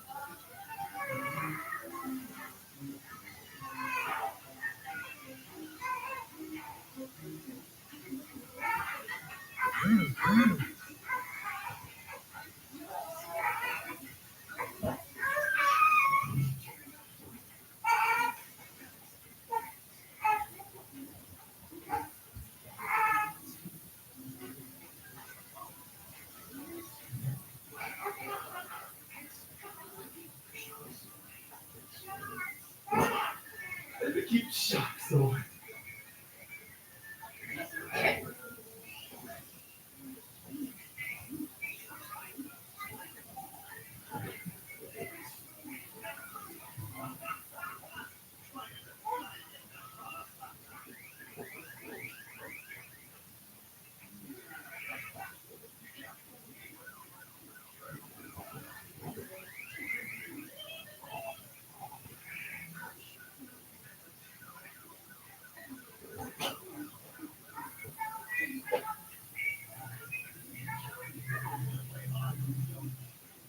Hot and don't speak. What is hot and don't speak?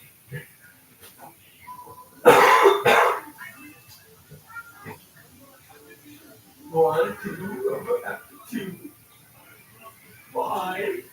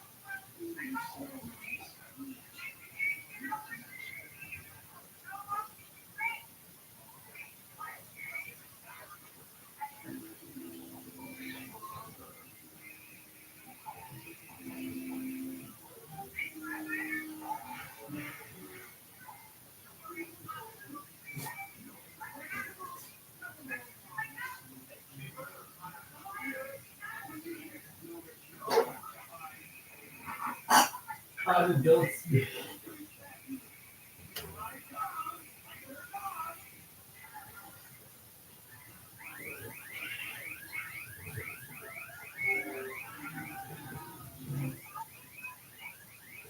Gotta get it, gotta keep going.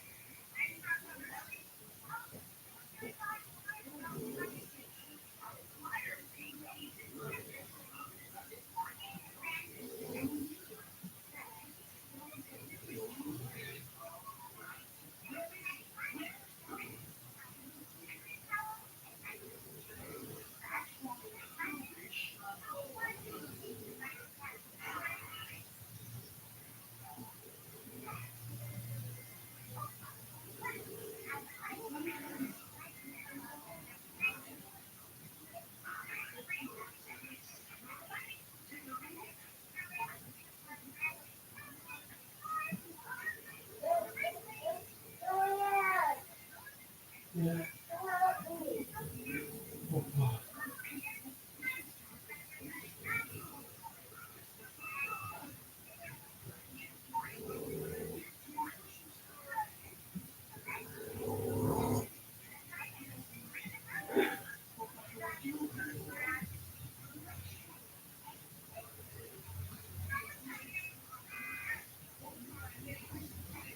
What you did? Oh, my name. is. And you want to just a star. You're trying to be a star for a Christmas girl. You're trying to place the star.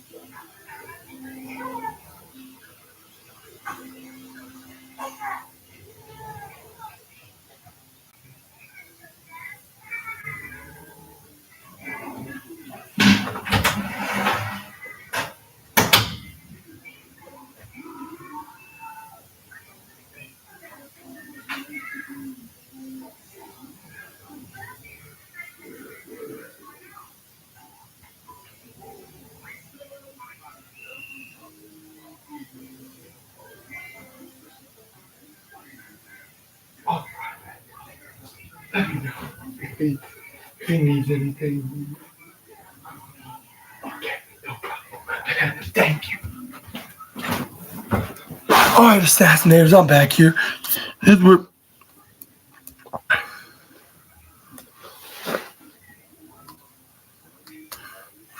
Oh yeah, that's what I was about to say. Oh, yeah, Cody Rhodes then cut a promo. This is where then we got what's his name? Cody Rhodes started talking about John Cena called me like a fan just because of tattoo, but it also represents his legacy. Cody Rhodes, John Cena knows, and there's one thing you'll never get like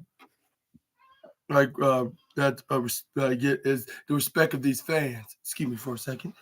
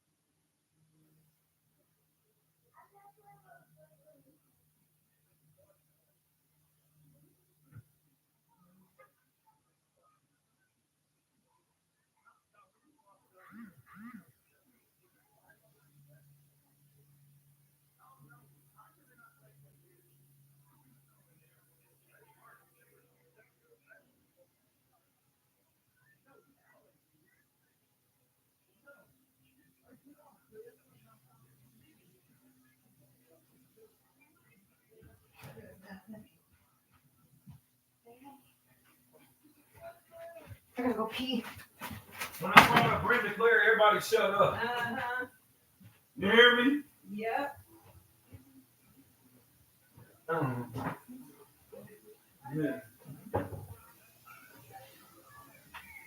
Yeah, crazy shit just happened. Yeah, I bet so. It did.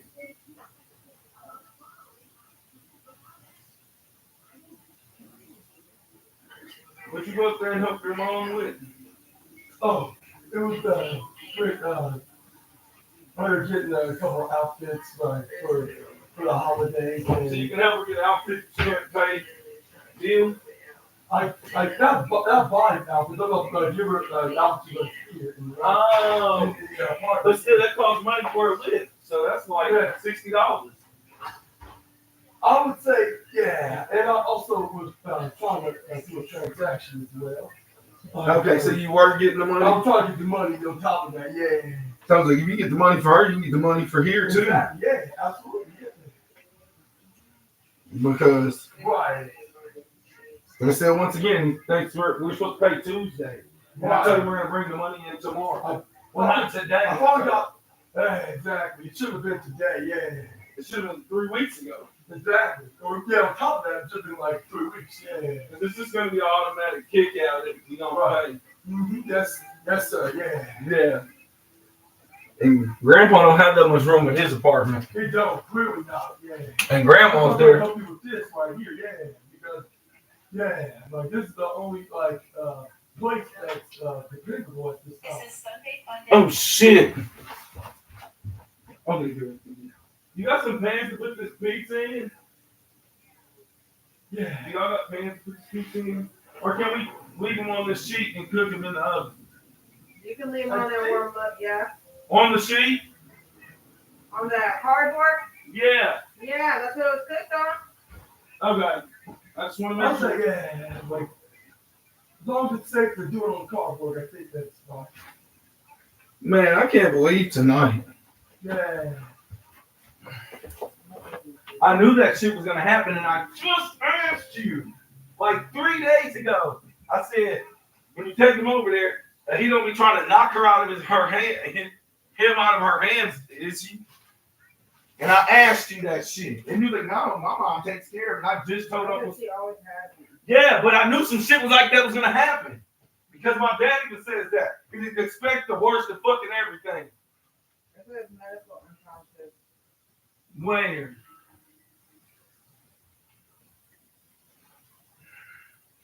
$2,500 block of West 31st Street, and then See, if we would have went over there, we would have seen. $1,400 block of West 23rd. It's 14. We're on 24. That's just down that way. We was just right there. No, we weren't because we came fucking on the Oh, yeah. Okay. We could have came that way. Can we all that shit? First baby and then the shooting. I was like, Dave, the shooting didn't have to go. That's why I was I was like, no, the shooting was just 5 minutes ago. Yeah, but I don't understand why this nigga Ralph ain't still fucking home. It's been all weird. They probably left. I wonder if something was starting to happen and he was trying to use the call for backup. But he ain't even calling. I mean, he ain't even answering. All right, assassinators, I'm back here, and that's I said, you dismissed my call. this is where we got Cody Rhodes then call himself the captain, like, and this is where then he said he's all part of the roster that actually has the likes of Randy Orton, CM Punk, and main event Jey Uso, Rhea Ripley, Liv Morgan. He went down the list. AJ Styles, Kevin Owens, Sami Zayn, and much more. Just where then Happy knows what happened.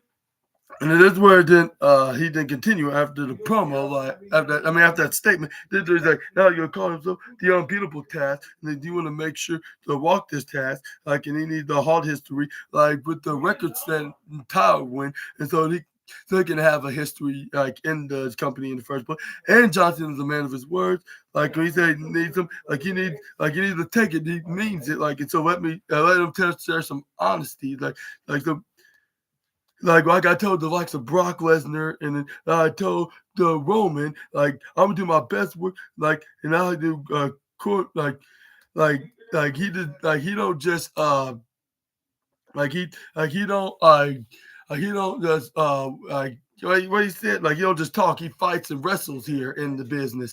And yeah, and it's very shocking that he mentioned Brock's name, considering he's still involved in that lawsuit with the former chairman that like Cody said, on that Raw in London, said we don't mention him no more. This is where the Cody Rhodes is like, yeah, that's right, John, he said that. And it's gonna end inside that ring, at Mania. And he's like, and when it does, and this is over, he leave him in this ring, and then he's gonna have his moment, in his moment to say goodbye to everybody. And then this is where then Cody, and he's like, yeah, he claims that as his time is now, his time has already been passed up, and my time's actually now. And he's like, and you know when your time's from lost times, and that's why you did what you did. One day my time will be up, but until then, this championship is gonna be timeless. And this is it's gonna be stays home with the American Nightmare. And not only that, into this company as well. And I was like, it's funny that he just said timeless. I wonder if this is just a jab right back into that particular women's champion over the other company that mocked him, saying need her boss in order to go out into the ring with her to celebrate a championship victory or something like that. But this is where Cody Rhodes said this championship belongs with us and it's gonna stay with us. With the end of the statement, which was message well sent to the 16-time world champion. A PS4, here's my PS4. But this is where we got an announcement that that John Cena will be making a return on screen, but this time on SmackDown, next week on WrestleMania SmackDown. Also, we heard that the Motor City Machine Guns will be challenging the Street Profits Tag Team Champions. This is where they were not so happy, that they're not going to be competing in the actual day on either night 1 or night 2, defending their tag titles when they were interviewed by Byron Saxton. This was but we they said they like to say the last time they don't care about the gold, they care about the or the grills, they don't care about the reality shows, but quite frankly. This is quite frankly, they don't care what they have. You know what they have? Nez D's, the tag belt. And he's for 20. I tag for the this, and this is congratulations to the IWC, of this division. And this is where the Miz and Carmelo Hayes was this is where Carmelo Hayes the Street Profits know that they're sending the division straight to the ground, which I believe that's exaggeratedly speaking. Considering that he's teaming with the most probably delusional, obnoxious heel in WWE. But anyways, this is where we got Carmelo Hayes again. He's the Motor City Machine Guns and the war.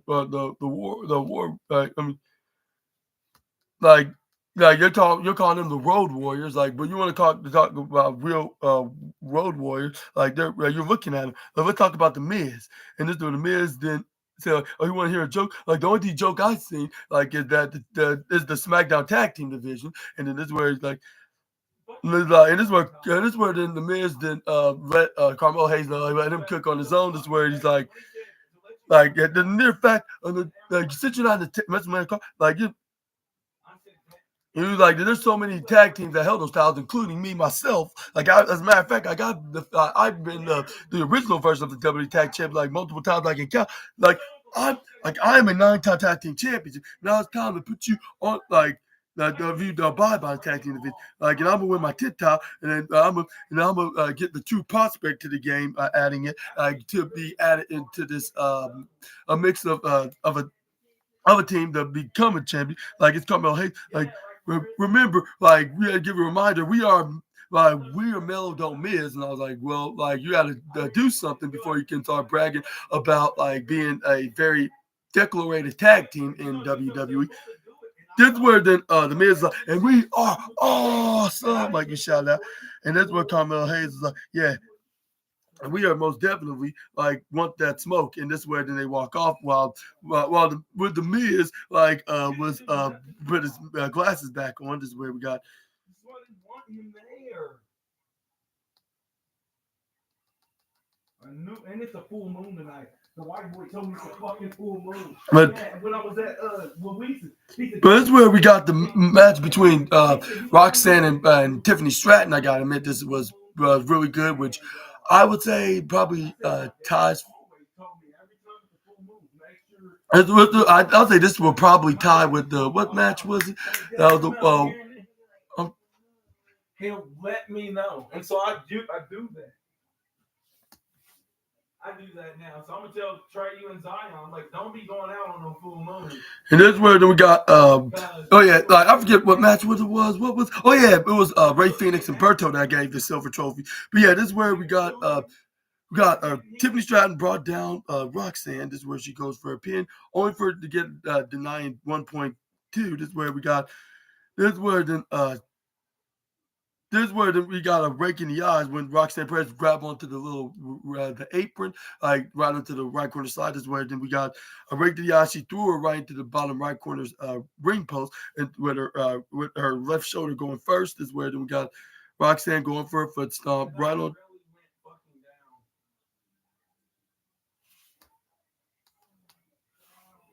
But this is where we got the partial powerful force and all of pro wrestling.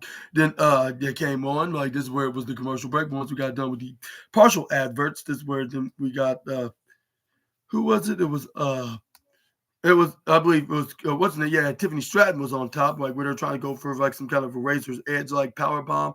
But it's where she ends up getting arm dragged by the Prodigy. This is where she tried to go for an arm bar, only for her to get hit with a surprise roll up that was full of the devastation.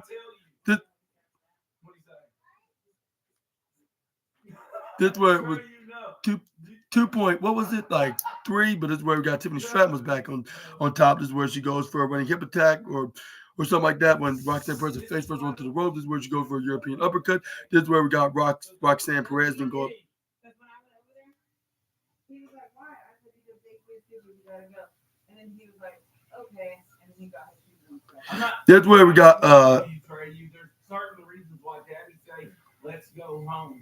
That's where we got Roxanne Perez go for a double dip moonsault. Got Tiffany Stratton and got her knees up. This is where she tried to go for the prettiest moonsault, but this is where Roxanne Perez grabs onto her legs, but luckily Tiffany moved her right off. This is where she ends up getting intercepted by the Prodigy with an avalanche Russian leg sweep. Then Roxanne Perez goes to the right corner slide, then go for a cartwheel like into a leg drop, I believe. And where I believe Roxanne Perez tried to go for like a what's that called what's that pop rocks, but it's where somehow Tiffany Stratton then push her right to the right corner side. This is where she goes for a cartwheel into a what's that called like a with an Alabama slam, but only for Roxanne Perez try to go for the wheelbarrow version of the surprise roll, but Tiffany Stratton counter and were on her own. But this is where that also got like a 1-2 at 2.7. But this is where we got Roxanne Perez going for a face budget into a crossface. Then this is where we got what's her name? Tiffany Stratton caught her up. Then she tried to go for like a Green Bay plunge kind of maneuver. Then she turned it to the prettiest moonsault, which was a guarantee, by the way. 1, 2, 3, winner of this match, Tiffany Stratton. But this is where her her celebration came to an end because we guess who dragged her down? There was none other than her challenger, the 2025 Women's Rumble winner, Charlotte Flair. It seems like that she's pretty much like the same. She's pretty much like the same like she was back like probably 9 years ago, which some of y'all probably say, how you can count that much, Super Ninja Austin. But I'll explain later. But for now, this segment when she Irish whipped her right into the bottom right side kind of gave me some PTSD from like 9 years ago, even though like I never got Irish whipped by the Queen of the Flares, but I'm just saying, like, yeah, because the way she throwing her around right to read the ring post, baby, and over down the announce table, it looked very like similar to what she used to do to this other women's wrestler that was fighting for the exact same women's championship like 9 years ago. But it's weird that she tried to continue doing more attacks when Tiffany Stratton was right back behind the was at the announce table. But it's where the Wade Bear tried to stop him. This is where then one time Sean Flair dropped the B bomb him. This Wade Bear's like, what's the matter with you? Like, you step back. Like, you're going way too far. Like, no, like, I'm not letting you when you try to walk past him. This is where Sean Flair went right on top of the announce table, letting her know that it is going to the road to WrestleMania. And I believe the people on Twitter and subreddit are going to be talking about this for a certain reason, which I'm not going to get into. But what are your thoughts on the segment? And do you think that this could be a sign that we can see Tiffany Stratton will go right back on top and attack Shaw Flair back and get some little bit of revenge, and that could lead up into a WrestleMania dub for the Queen of Flares and become a whopping, now I'll say 15.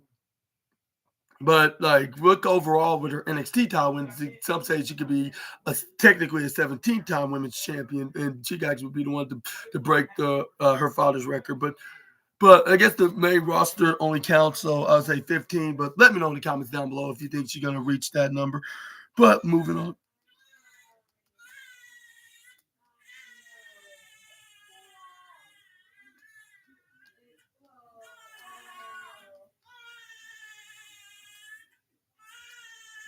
But this is where the show this past Monday on Raw, like when Seth Rollins, like, yeah, curb stomp, what's his name, CM Punk after Brawl, and then looked like you knew about to do Paul Heyman, but it's where he talking about, like, now you owe me a favor, which I don't know how blackmailing is a favor now, like, but I guess in Seth Rollins' eyes, that's a thing. Like, given that he's a wise man of both of his two most hated rivals in all of WWE right now, which is Chick Magnet Punk and the OTC Roman Reigns.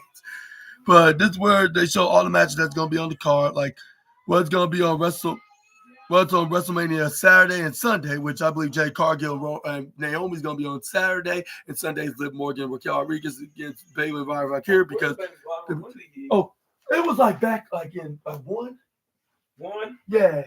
It's 229. It's 230. Yeah. Mm-hmm. And it's up by the chair. Yeah. Okay. Yeah, you welcome. You welcome.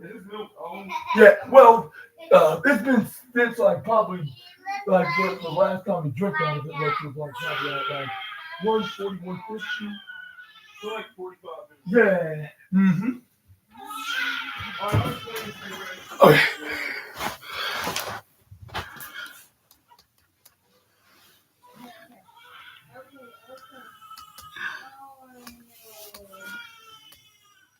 But it's where they also confirmed that yeah, it will indeed be night one where John Cena takes on Cody Rhodes as well. But it's where we got the main event of the night, which is Randy Orton taking on teaming with LA Knight, like in the match against the new Bloodline Solo Sikoa and Tama Tonga. But this is where we got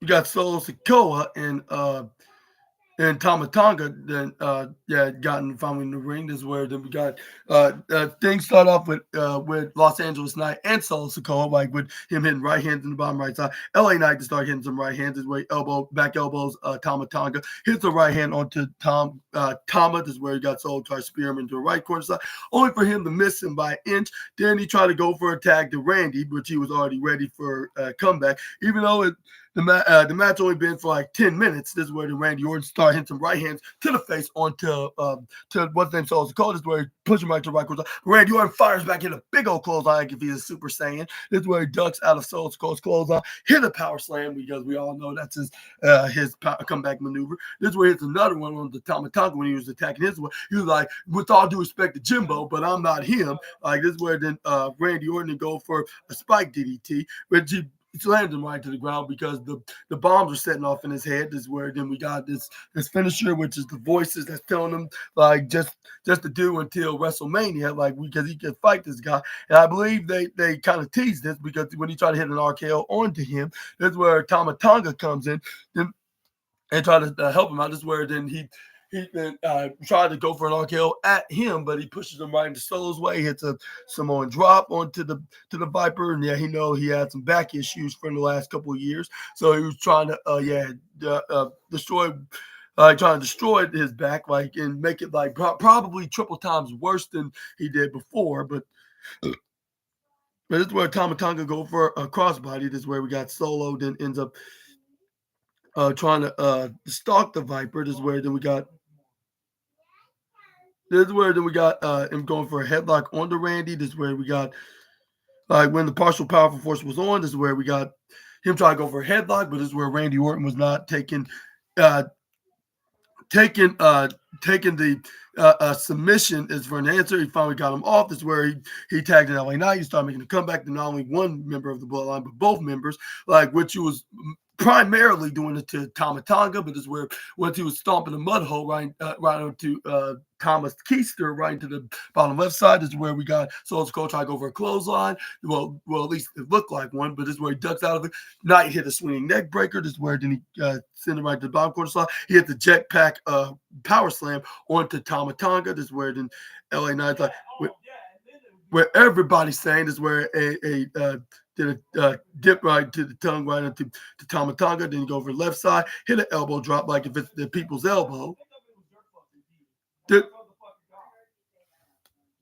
is where he tried to go for a pin, and he would have gotten away with it sooner if it wasn't for the meddling leader of the new bloodline. Is where he hit the Samoan spike on the night, but this is where then Randy Orton turned him around, kicked him in the gut, start hitting some right hands, which I would say, how come he didn't hit an RKO? Like maybe that's a teaser that we could see what's to come, because once he got turned around by Tama Tonga when he was right behind him, he hit him with an RKO right out of nowhere. This is where then he tried to grab him Solo. This is where Solo dragged him out in the ring. This is where then he hit him with a right hand. This is where Randy Orton kicked him right in the gut. This is where he hits the axe handle, throw him over the barricade, and then followed him right into the audience in the bottom left side, just letting them have it. Like boom, kicking the gut, hit a right hand. This is where then we got Randy Orton hit a big old right. This is where then we got LA Knight, then got back up. He's where he run into back to back with Tama. He hit the BFT onto him once they turned themselves around and seen each other face to face. He went for the move 1, 2, 3.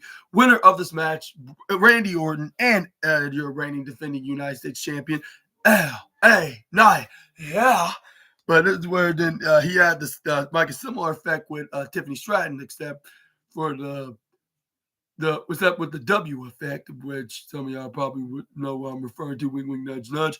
Even though like he has already gotten that like by the bloodline before, the new blood. But this time it was because he didn't got a chance to celebrate like his win. But it's where it was Tama Tonga hit a super kick. Not Tama Tonga. It was Jacob Fatu. I said Tama Tonga. That didn't even make any sense. Jacob Fatu then hit some sentons, and then he hit the triple moonsault, triple springboard moonsault. But that wasn't it, because once they start showing the copyright sign, like that, let everybody know that the show is over, he ends up hitting another one that sealed the deal, and that's what ends the show.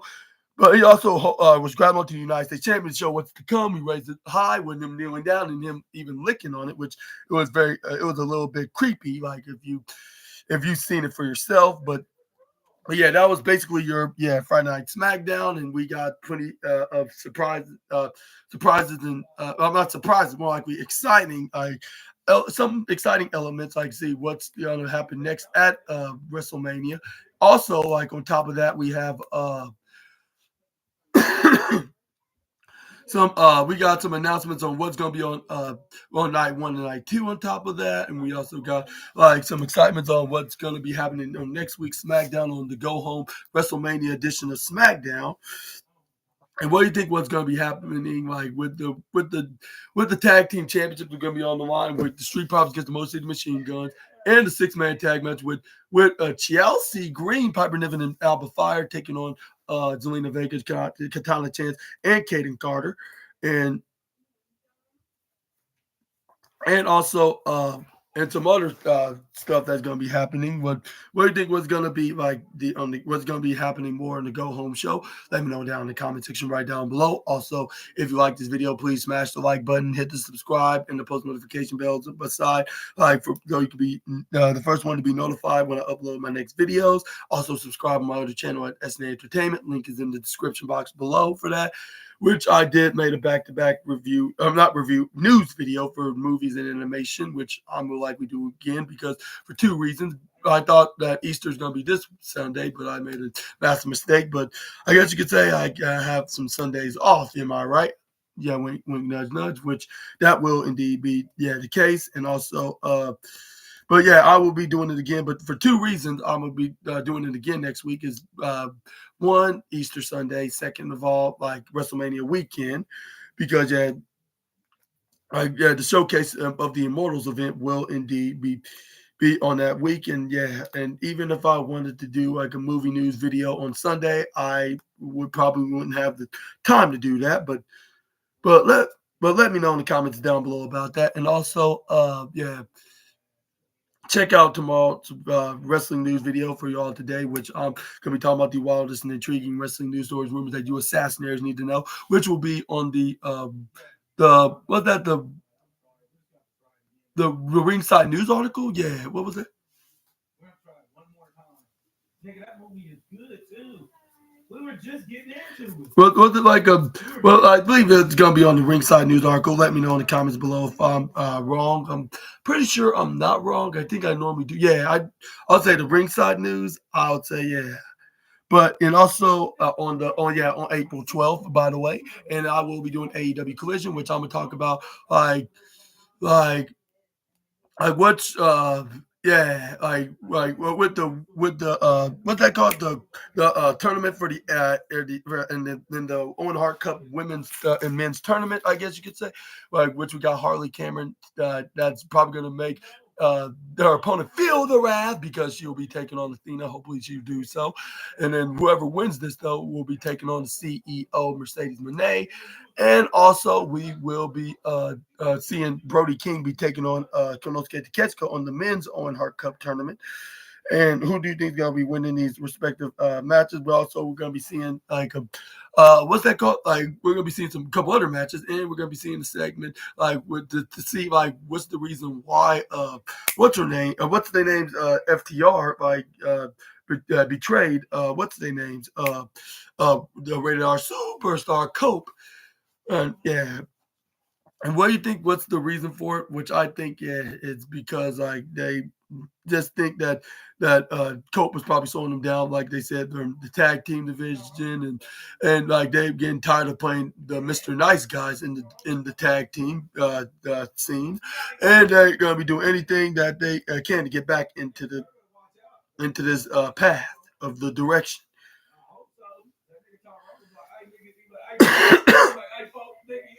But yeah, we're gonna talk about all that tomorrow, and I hope y'all are having a miraculous Friday, and I will see you guys on the next video with some more SNA content. Until we meet again, Super Ninja Austin out of here. Oh, but I forget, like, before I end this video, I want to say I want to give SmackDown I'll say a pretty decent 4.5-star show, because it wasn't perfect, but at the same time, it did have me very excited for WrestleMania.